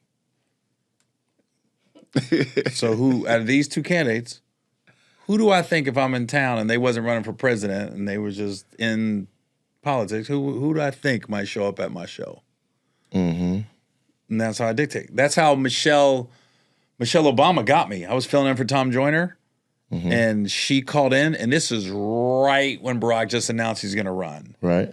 And I go, hey, Michelle, this is Gary Owen. I'm filling in for Tom Joyner today. She goes, oh, hey, Gary. And I said on the air, I said, dang, you said that like you know me. I said, everybody knows who you are. I said, I don't know if you lying or not. You just got my vote. Because I know the other guy didn't know who I was, and his wife didn't know. So I was like, yo, you just sealed it, and you could have charmed me. But the way she just said it, I was like, all right. And it was like, I was like, all right. From that moment, I go, yeah, I'm just going to vote for who I think would come see me live. Right. It would have But been I don't- interesting. I'm not It would have that- been, speaking of Michelle Obama, that would have been interesting to see if she was to put her hat into this. But based on the structure of American politics, the standing vice president is who is supposed to go if the president cannot or will not. Like, that's the whole concept. Mm-hmm. So if they didn't nominate Kamala, that would have been almost a debacle. Exactly. You know what I I'm even saying? said when you were, before we started this episode, I said, she's made up so much ground from, I remember when he got shot, I was thinking, oh, that might have sealed it when he did the whole, I was like, When he whoa. did the WWE razor in his ear. Oh, you don't think he got shot? I don't. Oh, I do. I think he got shot.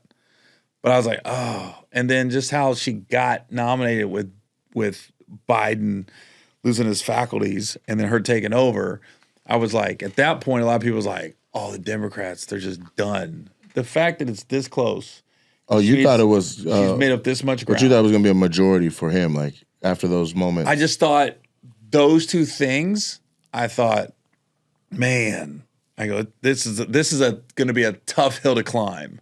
Yeah. And they've made up What a lot I've been more of impressed ground. with isn't necessarily those things.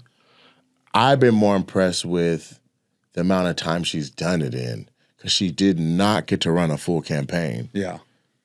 This is very, like, she's under the gun, air quotes, for a long, she basically had, was it 3 months? Yeah, it was definitely I feel like it was 88 days? the people who supported her. I mean, she assembled the Avengers to show support for her. So I feel like she had a lot of help, a lot of good people. Well, you know behind what? her. I will Which say, is to answer fine, your but I'm question, saying, like, politicking, you got to canvas. You have to physically go to these places and have a presence to where they feel like you're there. Like, man, she's back again. Like, that's how you win a state. You have to be there answering the questions and having town halls and being and having the interactions like Michelle Obama had with Gary on as large a scale as you can have. You need the whole time. And essentially, Trump has been running a campaign since leaving office. 4 years ago. Right? And so here she comes, and that is what I would say is amazing. I mean, that Democratic National Convention was like, whoa. Like, that the amount had of the support machine. they've been able to draw. I get it, but both of them have the machine. That's No, the I meant whole concept like is having, she has the machine. Like, there's like mainstream, like if they're on your side, You're like talking about pop culture. yes. Yeah, but you're talking Pop about the culture doesn't algorithm. always win, though. It doesn't. You need And you're talking about grassroots. the algorithm you're exposed to, right? Like I said, and I don't know when I used the example, but I was traveling and used the Airbnb Netflix. And when I logged in, it was like Fire Creek, Winter Creek, Spirit the Horse, Fire River. Well, you're looking. I logged out of that, logged into mine, and it gave me Friday, next Friday, all like based on what you watch, it's feeding you that algorithm. And the same thing goes with your news outlets, the stories you see on Facebook, everything you're exposed to. So yeah, Beyonce announces and real soon. Susan, that's in rural Pennsylvania, is like, Beyonce did what? She didn't even care. With Taylor Trump, Swift, I thought, shook shit up. well, Trump's campaign, one thing I will say not one thing, but smart thing they did, it almost reminds me, and it sounds crazy, was Luke from Two Live Crew back in the day, because he wouldn't go to Chicago or Dallas to do shows. He's like, I'm going to go to Meridian, Mississippi. I'm going to take the door and sell out and make the same amount of money that if a promoter would have brought me and I would have had to do 10,000 seats in Chicago, I could sell 1,000 seats in Meridian and have the same check. And he was like, he used to do all those small little towns in the South, was killing and you see Trump's campaign, well, especially the first time he ran 8 years ago, that's when I know. I was like, oh, he don't go to no big cities. He's going to all these rural areas. I mean, look where I think he got shot, where Nate think he put the razor blade to his ear. That was what, 40 minutes outside of Pittsburgh? Yeah. It was like in the middle of a field. You know? So it is true, like, just because of the celebs and the big city, like, those things you got to go to places where you don't think you got. Like, there was no reason she had to ever go to California. She had that on lock. Right. It'd have been a wasted trip. And that's what I'm saying. And when you're campaigning, you're like, that's why your presence needs to be felt in battleground states. You got to get into a battleground. You got to go to places that may tip one or the other. If it's light red, spend time there because you might get it to go light blue. Hardcore blue, what's the point? You're wasting money. You don't need a billboard in Washington. You do not need a billboard in Washington. We just need to know. The people got the signs in their yard. That is enough. Politics is so much like the entertainment business where you got New York and LA, and that's where it used to be 90% of the entertainment decisions was made, what movies are going to get made, what TV shows are going to get made. And we'd always be like, as comedians, we the ones that are in all these quote unquote flyover states, and we're like, oh, you guys are a little behind. I think the public would like to see All in the Family again. But LA and New York is like, we can't do that now. I'm like, the jokes we're telling, yeah, they do. You could do a show like that now. And I guarantee the people in they always just wrote it off like, oh, middle Iowa. America. It's like, well, who are you making TV for? Because that's who's watching it. Right, exactly. You know what I'm saying? That's who's coming home doing 9 to 5 and just coming home like, I just want to watch TV, right, have dinner and go to bed. Yeah. They're not skiing. They're not going surfing. So can you guys predict, or what do you think, like maybe play on some scenarios? Like what does President Harris America look like? What does a Trump America look like tomorrow? Like when everybody's waking up, like what do y'all think? What do you think? I'm not educated enough, and I say it on stage, to give, regardless of who wins, I'm just more like, where am I at next week? Where's my show? Which I get, and it makes sense to be like, political affiliations and stuff is pretty. It's you can affect who's buying tickets to see you by picking a side or the other. How do I feel it's going to look? I don't know how to call it. We got people who think. I mean, we had an insurrection and people storming the Capitol last time. There's been 2 attempts on Trump's life. Mm-hmm. Right? So I do know the Proud Boys are active. I do know that, you know what I'm saying? Like, there's people who are like, our gun rights, you know what I'm saying? And so it's concerning, like, am I safe everywhere after this? And it's not because it may be something that Trump himself believes. I have no earthly idea. It would be somebody who's following him, like who, you know what I'm saying? Somebody who's emblazoned by what he said or did. And that's where it's like, are we safe? I have messages today, but my accountant is a white lady from a rural area, and she's like, be safe tonight. Please be safe tonight. Just be careful. I hear rumblings. Do you think she's feeding into the media machine? I don't know what she's listening to or what her sources are, but she's rural. I don't know what table she was around or what meal she had where somebody said something crazy like, if he don't win, I'm going to get me one.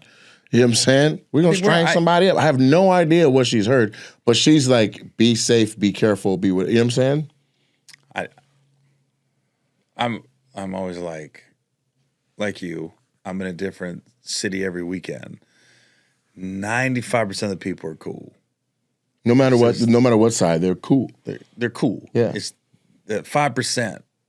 And then the media will make you think it's the other way around. The media will have you start believing 95% of the people are crazy. 5% is cool. Most people are pretty cool. Most people. I mean, and sometimes we overthink things. Like, the bottom line is you can't control crazy. There's just crazy motherfuckers out there. Mm-hmm. And we try to dissect it. It was the parents, how they brought up, it's how much money they make. It's the area. I go, no, you just be crazy. Right, and that's what, now we're saying the same thing, because I'm like,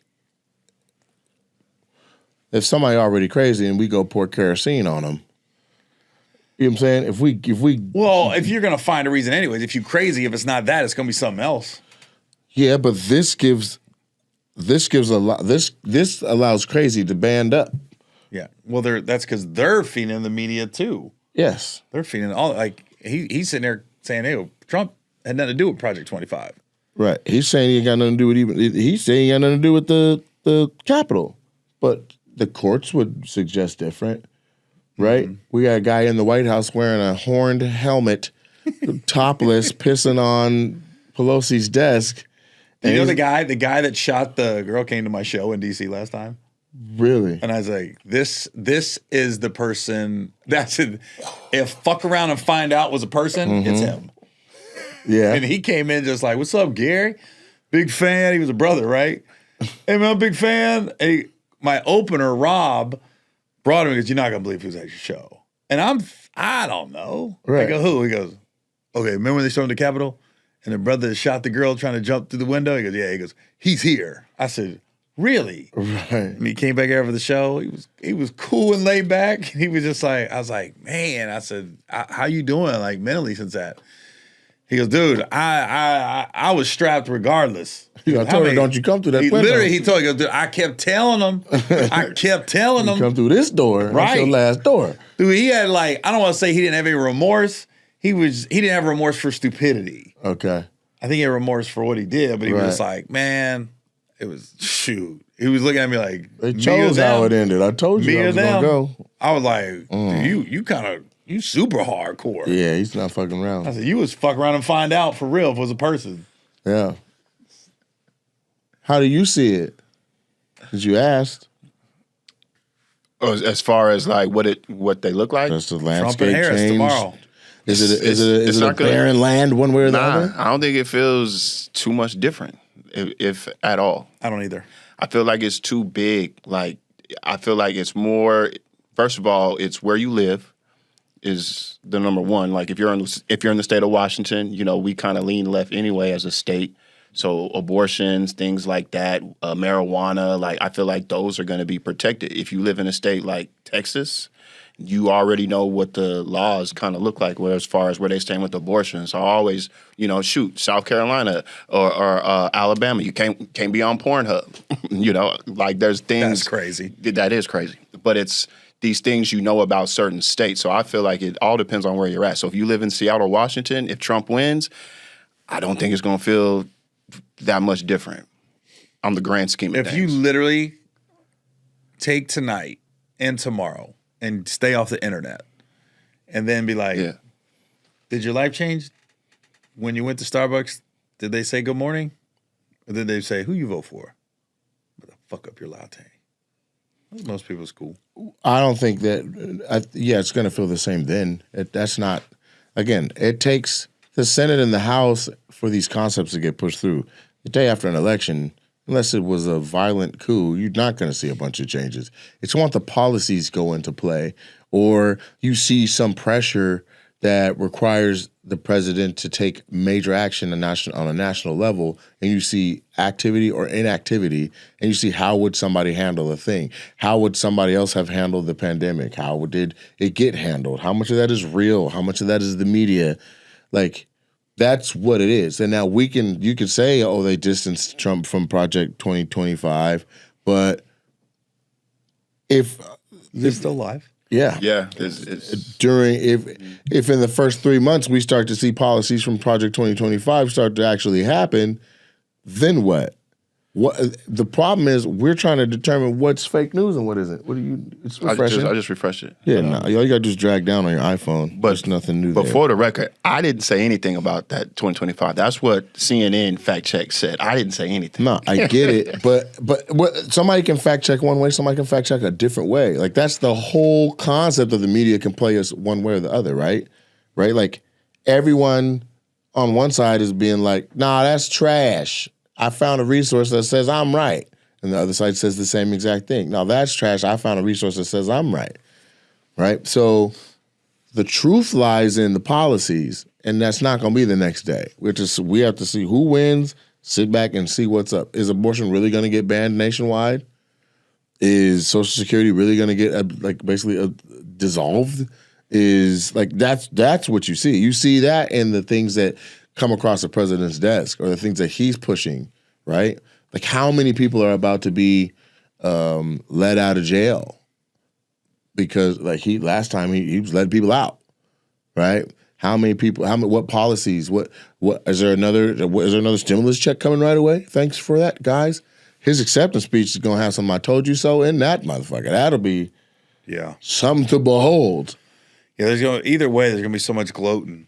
There's gonna be I told them today. I go insurmountable amount of gloating. I go the Trump gloaters drive me nuts, and now today there was a couple of people that I follow. There's in my algorithms that was gloating about Harris, and I go, God, could we just root for our candidate and not gloat over the other person before it happens?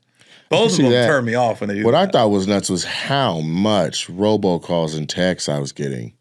Like, but she was under the gun, and they used every means. I got all these emails. Yeah, from Harris. Text messages, emails, robocalls. Like I was like, my number ain't even nowhere. All from Harris, none from Trump. But it's based on where your phone number is and where you live and whether or not they even, you know what I'm saying? That part. Let's send them a couple of messages. They were trying to raise money. They winning said, send us $5. Oh, she's winning Minnesota now. Shoot us $5. You know, hey, our campaign needs $5. Send us the $5.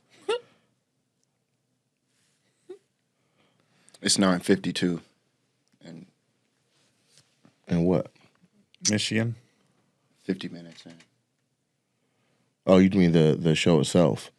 Yeah. Yeah. I was just trying to do some quick math. You see, 3,197,715 minus 32,121.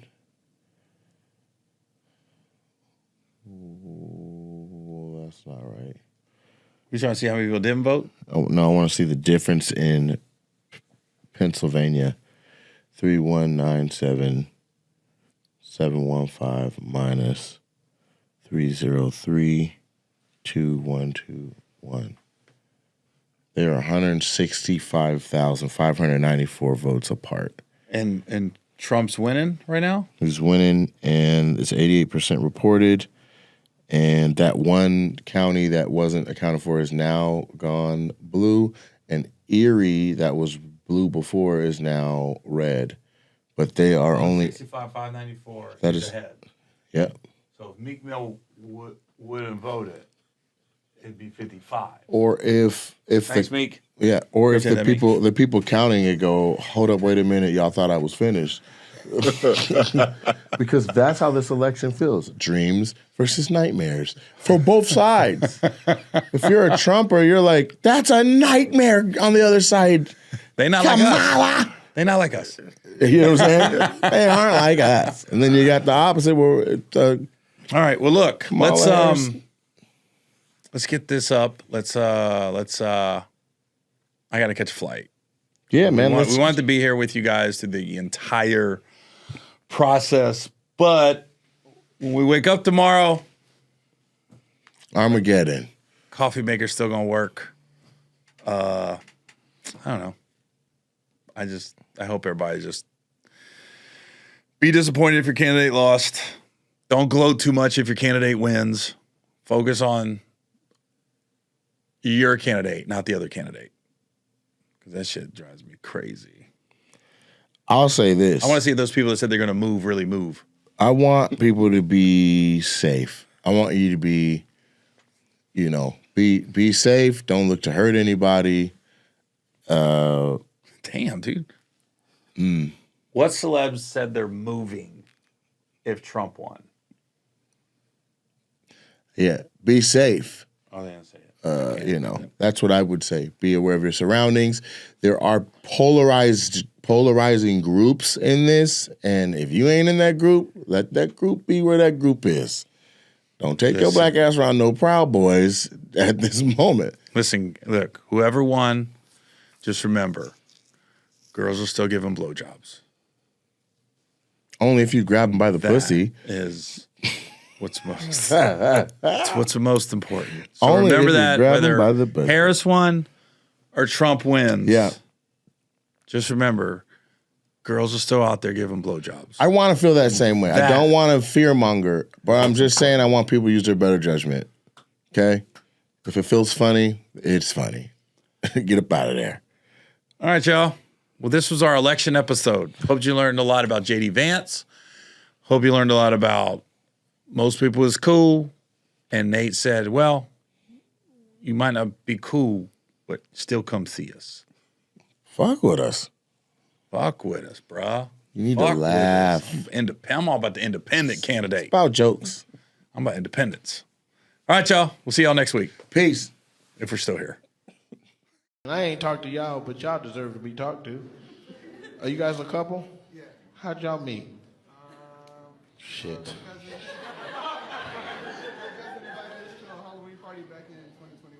Her cousin invited you to a Halloween party. Her ex-husband invited you to.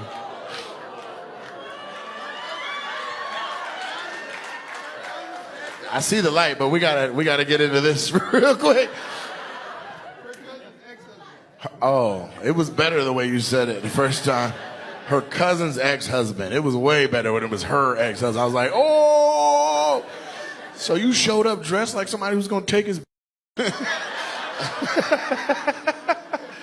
And so y'all been in love ever since. What were you for the Halloween when you met her?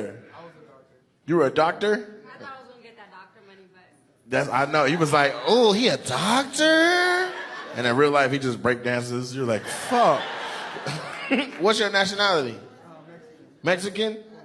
Full. Why you say full Mexican? Like there's different gradients of Mexican. You Mexican. Yeah.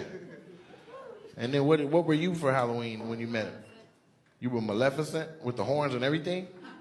That shit made you want to holler?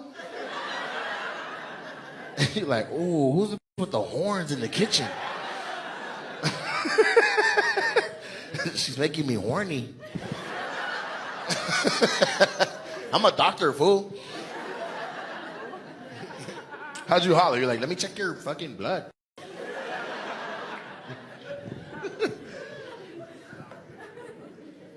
A doctor met Maleficent and then fell in love. That's crazy. And y'all been a couple how long? Since 2021. Since that party. We're getting married September. You're getting married in September? Wow. Are you full Mexican too?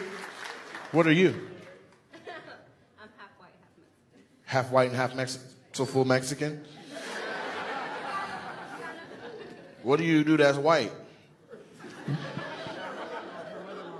Huh? Her mother is white. My mother-in-law's white. You ain't married yet. So two Mexicans been together since 2001. How many kids y'all got?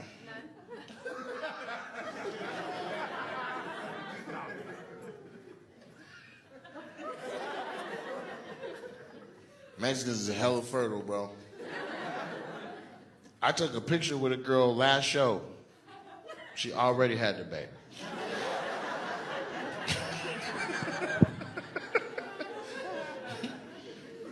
What's that? Well, I hope y'all make it forever and shit, if that's what you want.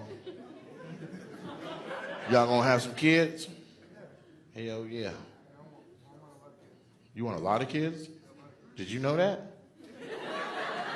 How many kids is a lot? Huh? No. He said, hella, fool. I want hella kids, fool. I'm a doctor. I'll deliver them myself. How many kids you want? Like, pick a number. Like, what's the happy number where you're like, now this is enough? Like 4 or 5 maybe. 4 or 5 maybe. Jesus Christ. Jesus Cristo. 5 kids is hella. Everybody with children got quiet. Like, 5 is a lot, bro. With her, all 5? Are you ready for that? No, I just want to. You want 2? That's the white side talking?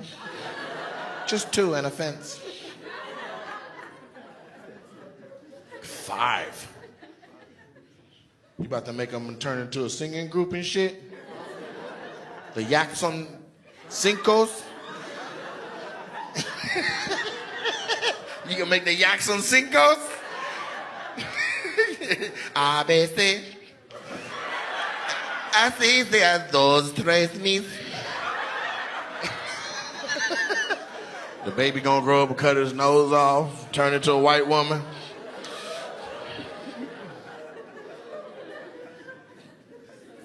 Well, I hope you have however many she want to have, not how many you want to have. Sound like you got a lot of shooting up the club coming up.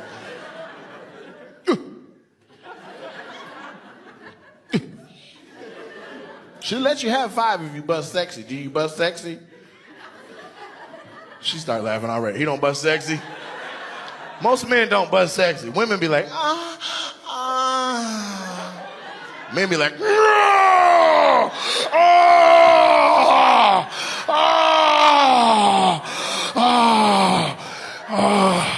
and then the arm fall off.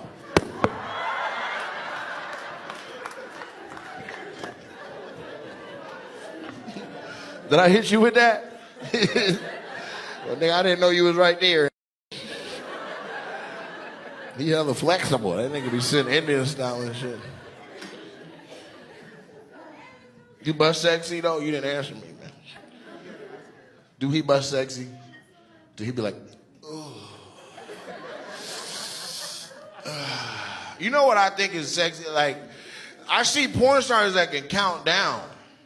Like, they be like, I'm about to bust in 5, 4. You know how crazy that is? I tried it once. Like, I'm about to. 3,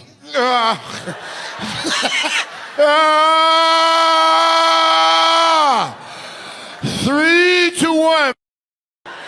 Oh, it snuck up on me. It snuck up on me. You hit me with the sneak attack, pussy, man.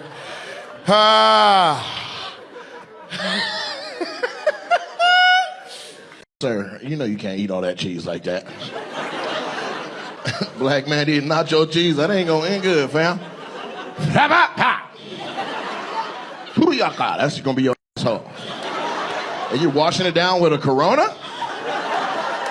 Sir, where are you from? Is he from here, or did you import him? Are you from Africa? What part of Africa? Ghana? So she's just showing you different American delights? You can't mix all that shit. Listen, you're from too close to the equator to be eating cheese and beer at the same time and think you're gonna be cool 40 minutes from now. Are you guys, this your wife, and this is just an uncomfortably close other white woman? Wow, who sat this room? Got you a little reverse Oreo cookie, huh? You happy, huh? You like, I'm gonna eat these chips, these white women, and I'm gonna drink this beer. These seats are crazy close. Do you know him? You do. How do you know him? In Ghana? So y'all a couple then? So this is a double date. Y'all rode together or y'all was like, just follow us? Who been together longer? How long y'all been together? Since 07? So now we all gotta do the math. Jesus. Boston, I'm not finna play with y'all. How long, where the Asians at? They got one right there. What kind of Asian are you? Huh? Nah. I'm talking about the Asians that own the stores. You the ones that gangbang. This is the blood. Yeah, you know what I'm saying? So what? Not you. Doing drive-bys in the Civic. I'm trying to get somebody who can answer some math questions right quick. There's somebody back there hiding. That's an Asian right there. You hiding? She Chinese? Huh? What kind? Moroccan. She from where you from? Something's wrong with y'all. I haven't really talked to that many people. But if you think Morocco was in Asia, you need to do your goddamn research. That's in Africa, ain't it? That's right. You made me check. So I still don't know how long y'all been together. I'm not finna do that goddamn math. No, that. I'm gonna try. 7 and 5, that's 7 and 6 is 13. 6, and then so 16. Did you know it was that long? It made you take a drink. You're like, God damn. Shit, my relationship can drive. This is really f***ing me up, the diversity in here, though. Like, I want to make sure everybody gets like something for them. You know what I'm saying? I don't have too many hijabi jokes. What y'all do for a living? I teach. You teach? Yeah. Thank you for being specific. Let's get into it. I started it. You teach what? Middle school math? But you didn't want to tell me how fucking long they've been together? You're disrespectful. She just let me struggle. Like, let's just watch how long it takes him to deduce. So what do you do in the middle? You work in a lab? What kind of lab?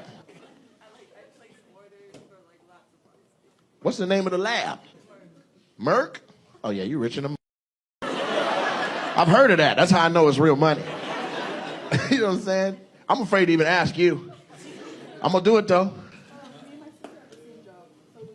I don't know which one's your sister. Everybody got the same goddamn face. Are y'all triplets? Are the sisters the one wearing their same glasses?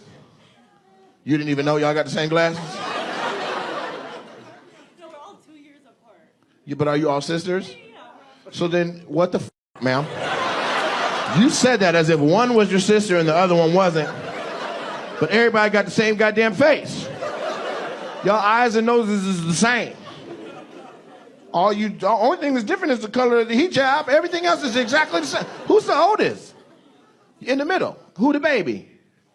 Why don't y'all sit in the right order? You know what I'm saying? You should be youngest, middle, and oldest. So do you work in a lab or do you work as a teacher? Okay, what do you teach? Same thing. To the same age children? Did you get her job? Did she get you your job? Well, who got his job?